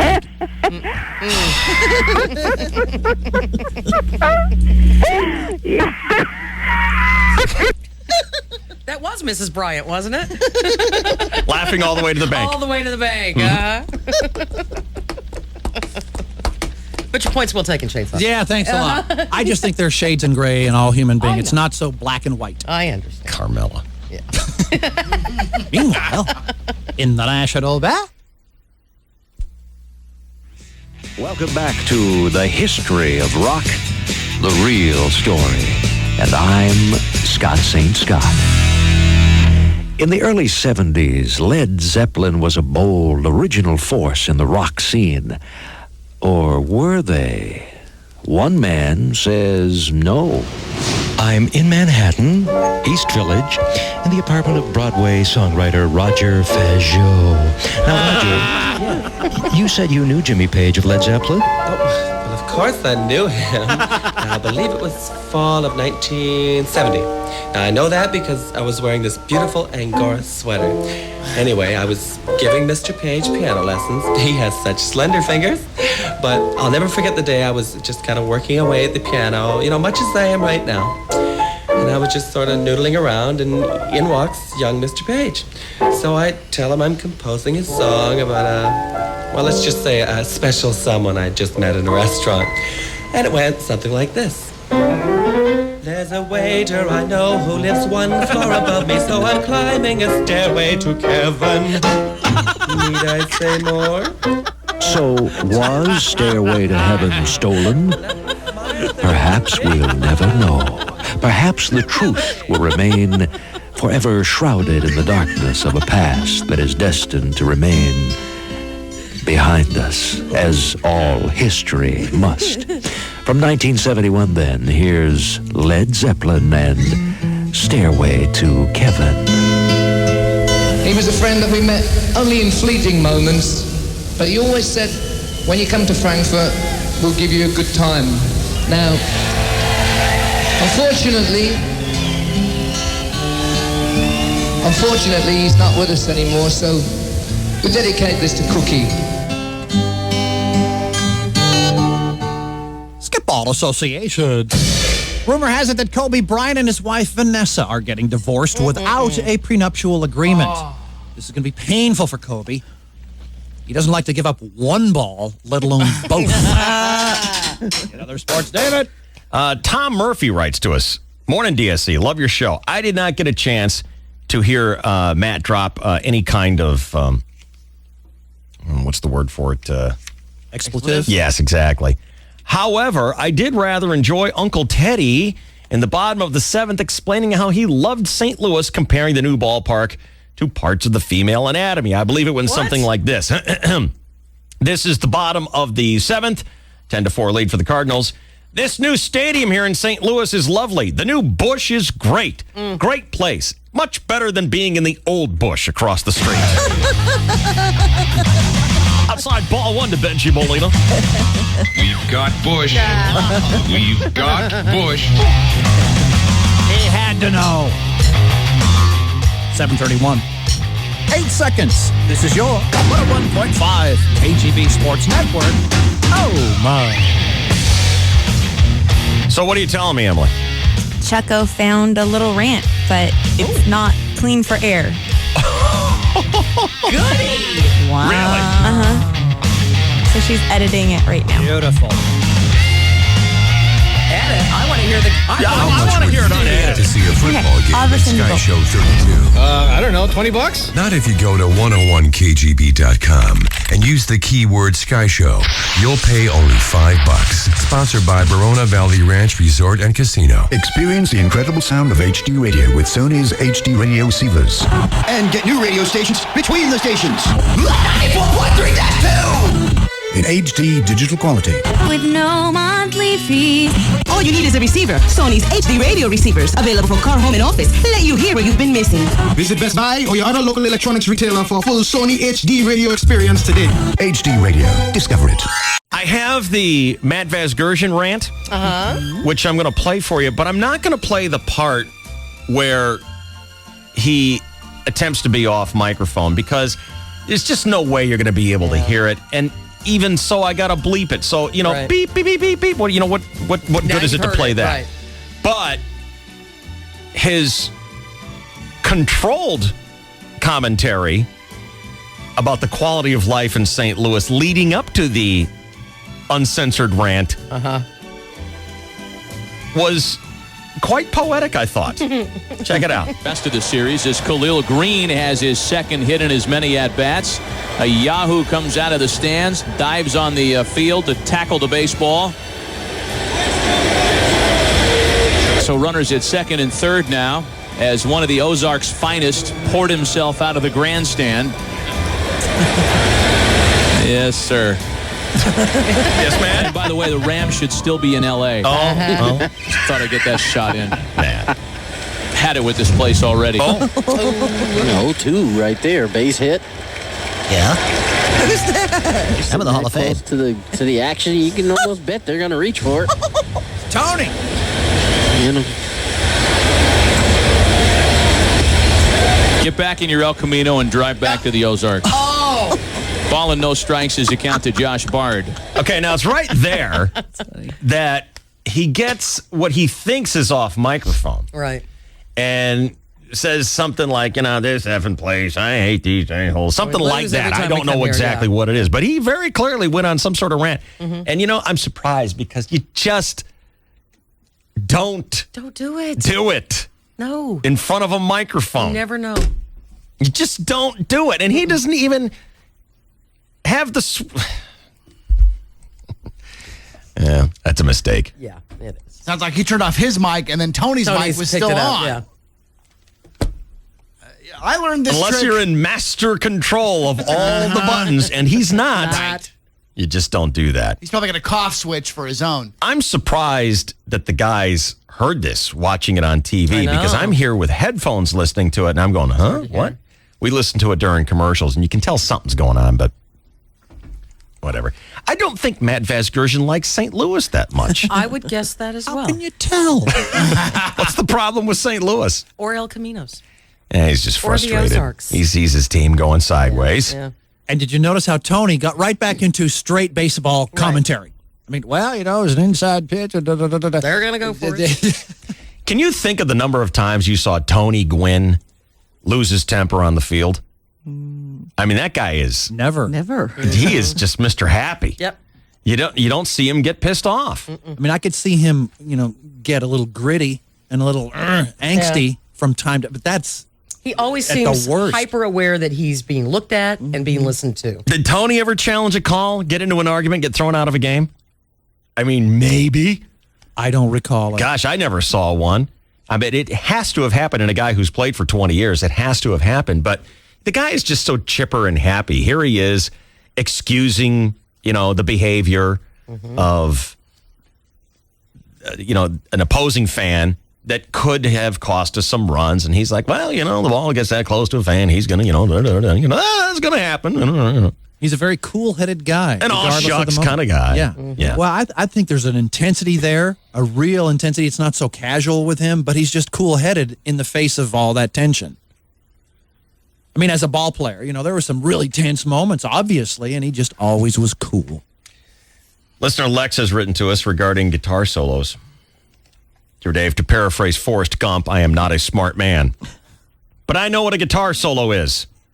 Now, we were talking about what Rolling Stone says was the greatest guitar solo of all time. And Shelley Dunn accurately predicted the greatest guitar solo, according to Rolling Stone, is Sweet Child of Mine, Guns N' Roses. Right. Listener Lex says, All Right Now by Free. If I had a nickel for every time I air guitared this solo while imagining Katie Cromwell swooning in the audience, the Padres would be playing baseball in Listener Lex Field. Yeah. Number 2, Bell Bottom Blues by Eric Clapton. Yes, the title is dated.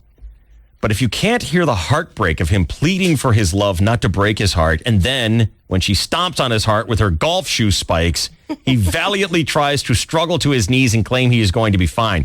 Do you hear me, you cruel bitch? Susie Hamilton, No. How could you do that to me? Go, Lex. Number 1, Hey Joe. Jimmy, just last Friday, I was at the gym working out on a treadmill, and this came on my iPod. When the guitar solo hit, I almost made a Wile E. Coyote-like body-shaped hole in the wall in front of me because I started running so fast.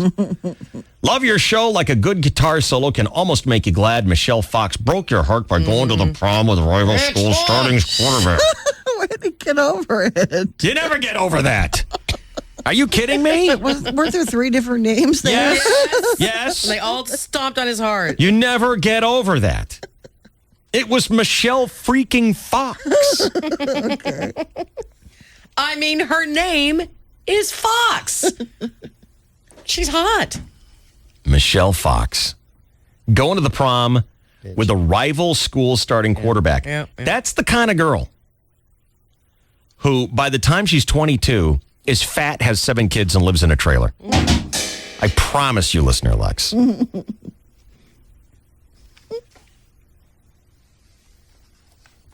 Just like that country song goes, some of God's greatest work are unanswered prayers.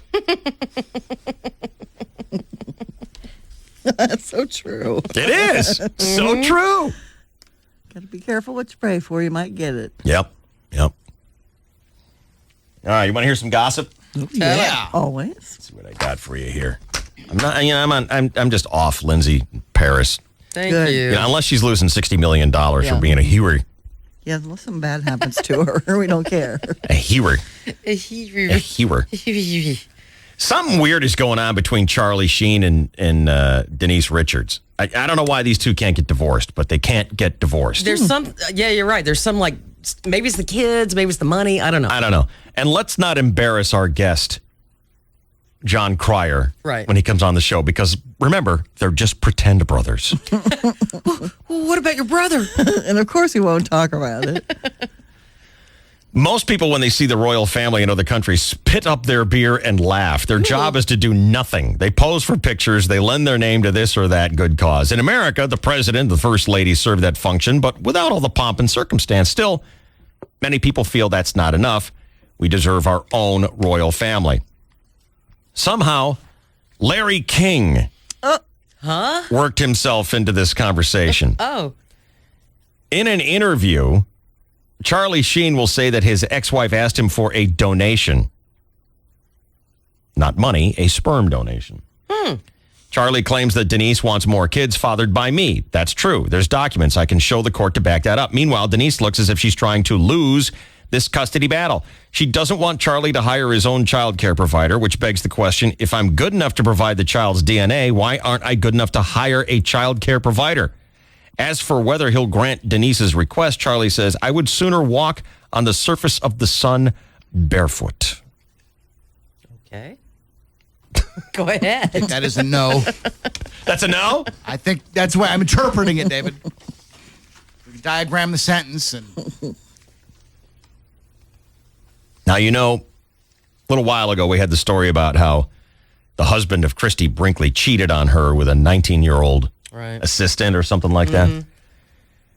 There's already been a TV, movie, and book proposals. Likely it'll become a book first, then a TV movie based on a book, so they don't have to pay Christy or the girl, just the writer. The embarrassing part is supposed to be the pillow talk between her husband and his teenage girlfriend. He reportedly complained to her that Christy was, quote, losing her looks. This turned out to be a bad time for CoverGirl Cosmetics to launch their new TV ads for age-defying makeup. Oops. Because they star Christy Brinkley looking into the camera saying, would I want to be 25 again? Not a chance. Does the audience believe her? Well, she's not gonna a be chance. 19, actually. Yeah. Christina Aguilera is going to be the guest of honor at an anniversary party for a little-known fashion magazine called Nylon. She tells them, I'm a mature woman now. I'm not the same person who posed naked to get attention. I have confidence now, and I like being in control of every facet of what I do. That's what she tells the fashion magazines. It's a different story when she's interviewed by the former Maxim. She's their latest cover girl and poses naked in the European editions. Whatever. Well. Why people have to be so picky. There's a truth for the United States and one for the European market. What is the story I heard about how Madonna could possibly lose her adopted child because she didn't do the procedure correctly? I just read a little blurb on that yesterday, and that's about all it was. Yeah. So I don't know. Like she tried to grease the skids and not go through all the rigmarole. Right. What exactly is rigmarole? Is that a real word? It's something you don't want to go through, and so you grease the skids, David. Is that a real word? Is that in a dictionary, rigmarole? We will effort that, David. It was added last year. A flight attendant caused a cancellation because she was fall down drunk. Oh, no. 26-year-old Sarah Mills made threats at the Bluegrass Airport in Lexington, Kentucky. If you twisted her words, you could perceive them to be somewhat terroristic. Oh, no. She has been charged as if she were a member of Al-Qaeda. A spokesperson for Delta said, we haven't encountered this particular situation before. Fortunately, we have more than 900 flight attendants who perform their duties at an extremely high level every day. Yes. All it takes is one bad apple. She appeared... Don't spoil the whole bunch, girl.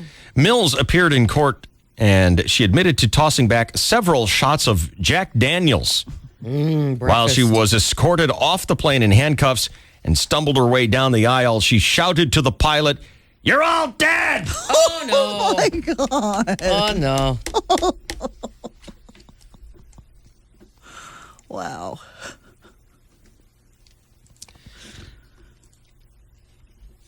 While we're in Kentucky, let's stop by the town of Inez, where an inmate at Big Sandy Penitentiary shoved an iPhone into his rectum. Oh, no. What? I don't think that'd fit too good. Colon phone.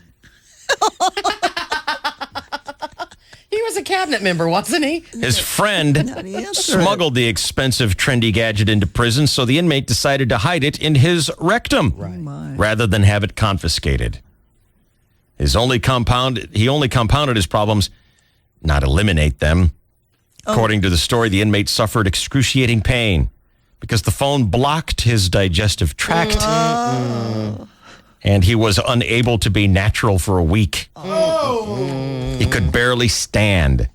Prison doctors wheeled him into surgery, sliced him open, and removed the phone. Good grief. What did he think was going to happen? Somebody calls him and it just goes flying out. He had it on vibrate, Ruth. Don't be silly. Oh, right. It's just the wrong shape. Good grief. No kidding. You know, if it was a pen, maybe a golf pencil because they're short, you know. But an iPhone? But a lot of phones are, narrower, going east to west. Yeah. Would have fit better. Lifelong smoker is requesting rehab to help her quit her nasty habit. Only in this case, Jody Perkins is asked to be thrown in jail for 30 days. Oh, I saw that. She thinks it's the only way she's going to stop her craving for cigarettes. Wow. Lock her up, no Marlboros, throw away the lighter. She says, this is shameful. I need to be removed from nicotine, and willpower just isn't doing it for me. That's too bad. And she tried the patch and the gum and the bum and the pills. And Jody says in the past 2 decades, she's tried the patch, didn't work. She had terrifying dreams. She tried the gum. She overdosed on it Oh, no. because she was smoking and chewing at the same time. Oh. She tried all the quit now gimmicks. Still craves a cigarette the moment that she wakes up. In fact, Joni has even set an alarm so she can smoke in the middle of the night. Oh, my God. She has offered to pay city officials for the jail time. Jeez. How about that? I'll pretty pay desperate. you for jail time. Wow. they won't do it, though, huh? It's not against the law They yet. take responsibility for being a smoker's rehab joint. Man, you really want to quit cigarettes at that point. Yeah, that's it. go to jail. Dave, Shelley, and Chainsaw all morning. Classic rock all day. 101.5 KGB. Come discover the all-new Tundra full-size trucks at Toyota of Escondido's 3rd annual Luau. Saturday, August 11th, starting at 6 p.m. Enjoy great Polynesian food, live entertainment, and an evening of island fun for the whole family. And check out Toyota's fully redesigned Tundra trucks. Saturday, August 11th. We'll see you there. Toyota of Escondido. 5 KGB FM San Diego, the best of Dave, Shelley, and Chainsaw Show. Stick around. We will ask anybody listening who ever been to a wedding and it got called off on the spot and they just trashed everything. We will talk about how much you would take to stay away from Dave's big celebrity wedding, if you worked on the show, and Dave's celebrity dinner with a cat named Jerry. All that is yet to do on our to-do list here on the best of DSC. Right now, we will run down the list of the 10 lamest songs by the 10 coolest bands, and we'll talk to John Cryer on the Dave, Shelley, and Chainsaw Show. This is the 101.5 KGB.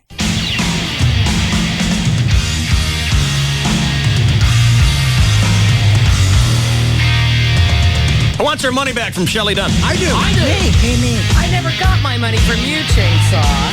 Give it back. I don't even care if I deserve it. Give it back.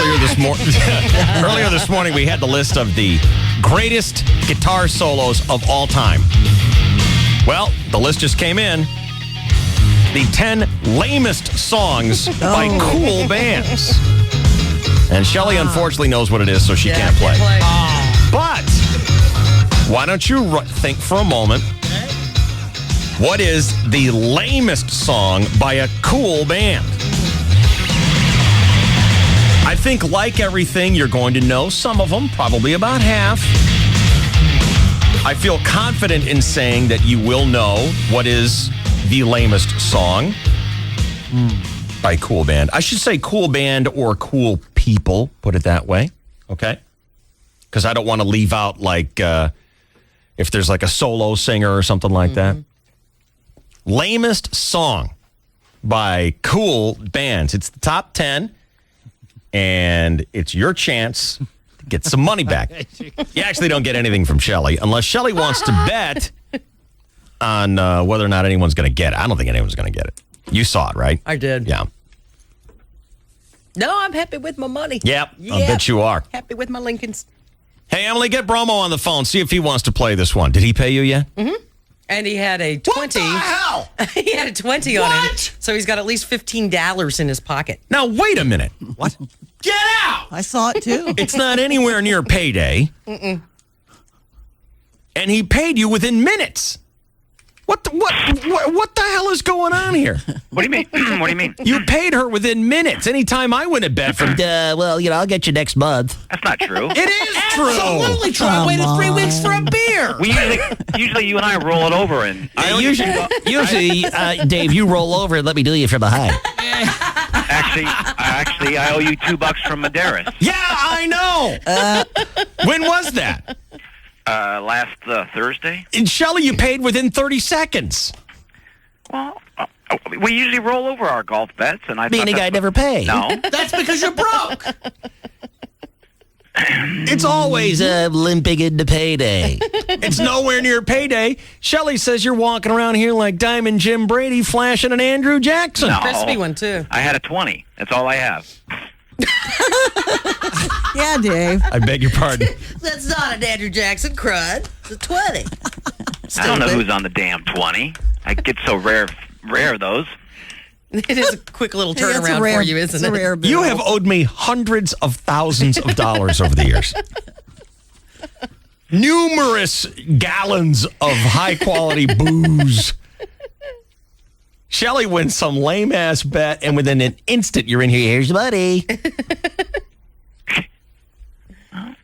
Do you want to play this game? We're doing the top 10 lamest songs by cool bands. And who made the vote? Who voted? It doesn't matter. Okay. Lamest songs by cool bands. Lamest songs by cool bands. Okay. And all you have to do is write down one, and whoever gets closest to number one or hits number one wins the money from everyone else. Ruth, are you playing? I don't have any money. I have a 10 left over. What? I can't think of anything yet, though.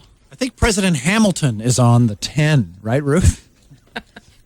Oh, I know a No, it's lame song. Write it down. Benjamin's on the President Franklin is on the 100. This The song Benjamins. I know, I was kidding. Okay. I got mine written down. Got it all? Yep. Boyer, you got yours? Yeah. All right. Broma, you got yours? Yeah. Emily, do you want to play? You usually kind of side play over there, and half I the do. time you win. Did you write one down? Not on this one. I had Freebird on the last one. And you would have lost. I know. So Now, I mean, I hate to qualify it, but are these recognizable hits? Like I said, you're going to know about half of them. Okay.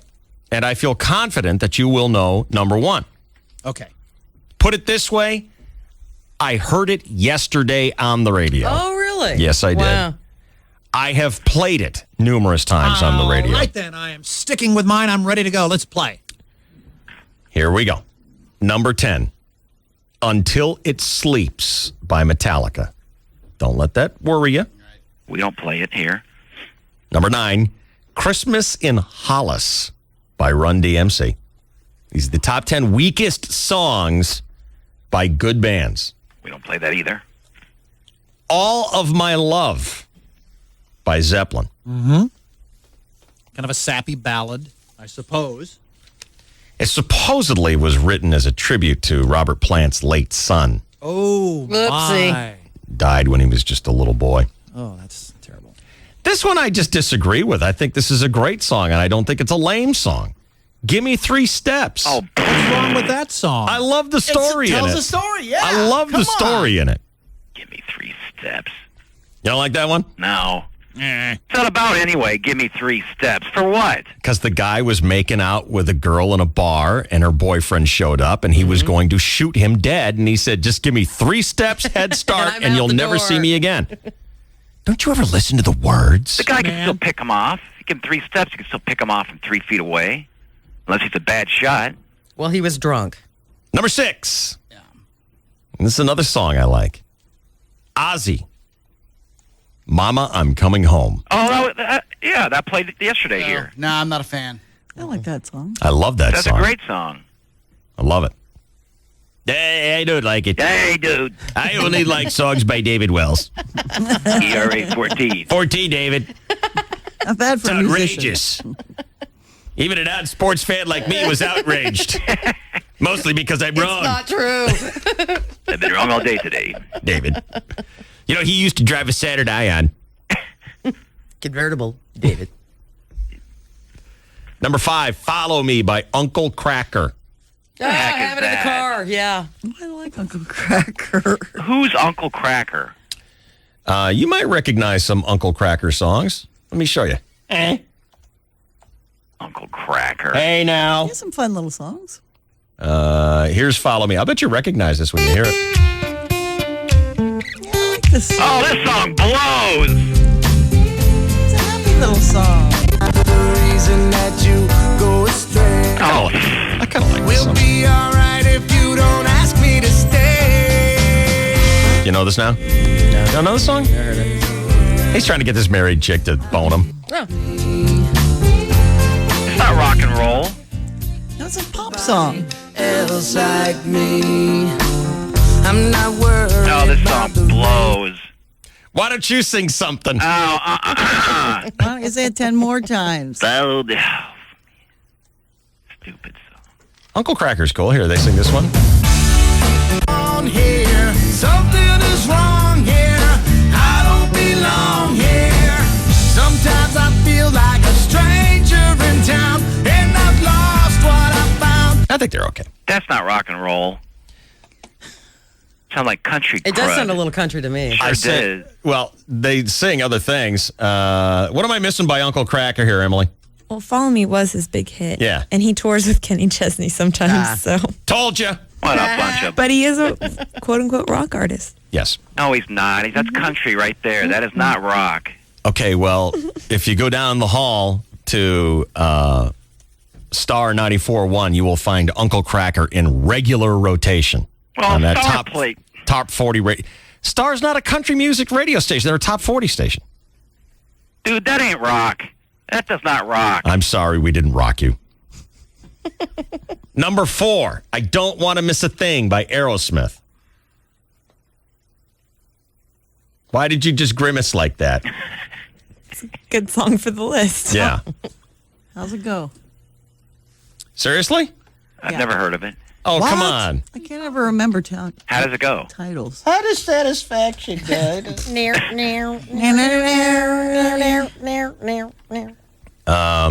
we go.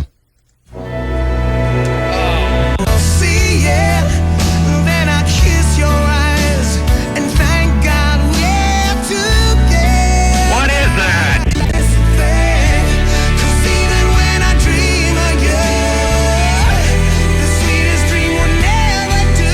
I still miss you, baby, and I don't want to miss a thing. You know that song, don't you, Bromo? Yeah, I do now. Bromo, I can do.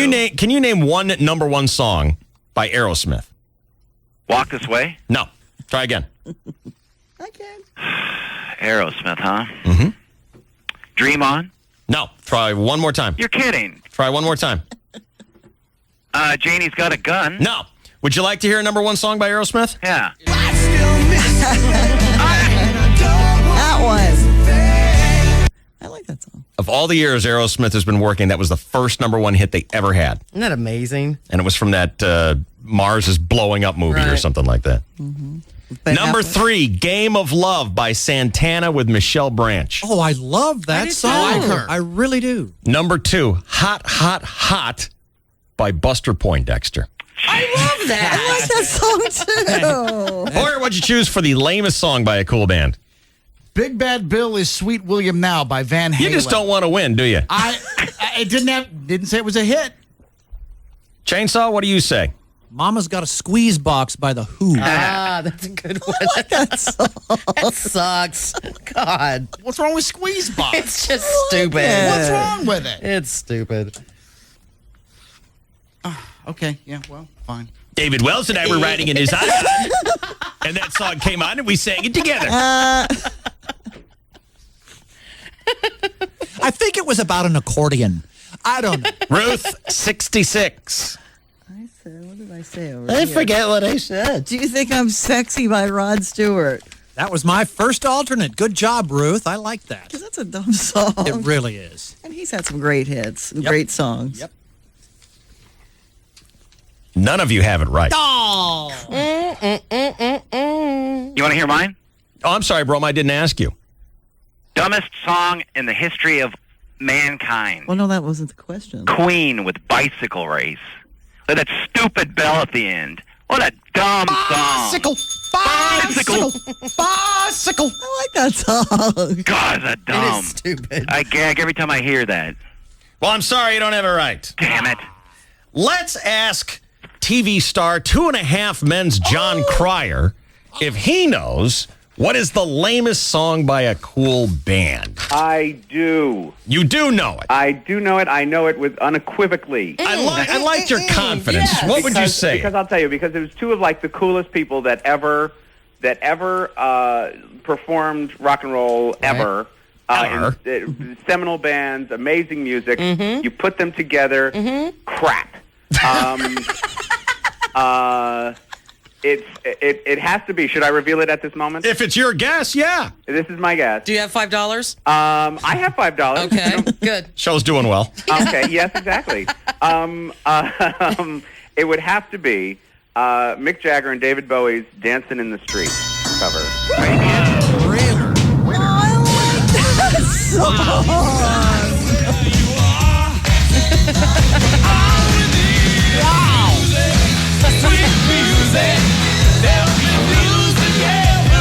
The lamest song.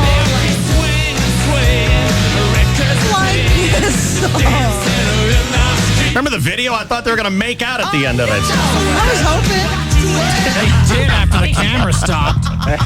John Cryer, you are correct. And I want you to know that everybody here on this show, with the exception of me, owes you $5. And don't let them off the hook because they're notorious Best morning tightwads. ever. John Cryer is the star of the greatest, the funniest television show in current production on network TV. Absolutely. We love you. It's rare. It's we don't agree on anything here at this show. We're always at loggerheads with each other, but something that we all agree on is that 2.5 Men is by far the funniest show on TV. So awesome. Thanks. Even through the credits. Yes. Yes. We even watch the reruns. Oh, thank you guys. We TiVo the reruns and have little parties with our neighbors. It's just great. Yeah, I have a drinking game called Charlie, where every time I say Charlie,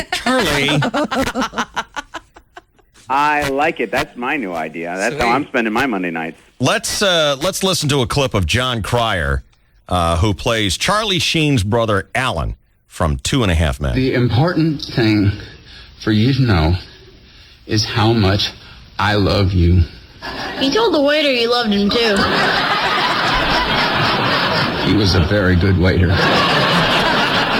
And it's also important for you to know that you can be anything you want. Anything in the world. No, I can't. You're right, that's a crock. But I love you, and you have cheeks like a beaver. Now go ahead. You know, Dad, we've been learning about alcohol abuse at school. And if you ever need a new liver, you can have half of mine. Hey. I thought we had a deal. Oh, yeah. Sorry, Dad. Best $5 I ever spent. I got to tell you, when I first started watching 2.5 Men, and I loved it from the beginning, by the way, John. Well, thank you. And it was so great to see you back. Absolutely. I agree. I was concerned because anytime you make a child actor a figurative role, you worry that he's going to come back one summer, he's gone through puberty or whatever, and it just doesn't work anymore. And that has not happened with the young man who plays your son. I forget his name. He's got a very eloquent sounding name. Angus T. Jones. Angus T. Jones, that's it, exactly. He's a great actor. He's very funny. He's terrific. He's very low-key. He's like that in real life, and an incredibly sweet kid. He is going to be massively tall. His dad is works rock concerts and travels around a lot, so we don't see him that often. But when his dad is all of like 6'4", something like that. So he is going to tower above us fairly soon. Can you give him estrogen shots or something to keep him small and develop small and cute? I mean, let's get and then this he'll show develop going. breasts, and it'll be a very exciting season. He'll take a turn and Charlie can hit on him. Now, is it true that the girl who plays the stalker that lives below you and Charlie Sheen, she took off for a second, tried a thing on her own? This is the Rose character I'm talking about. It hasn't worked, and Rose is going to come back? Yes, Rose is going to come back. Good. She's hilarious. I'm not allowed to say when or how. All right, but that's she's cool. Coming back. Good, very good. That's all we need to know. Congratulations. I heard that there was an Emmy nomination for you. I heard that too. And when does that happen? When do they decide this is better than a nomination? This is an actual victory for you? September 16th. But unfortunately, the people in my category are very good.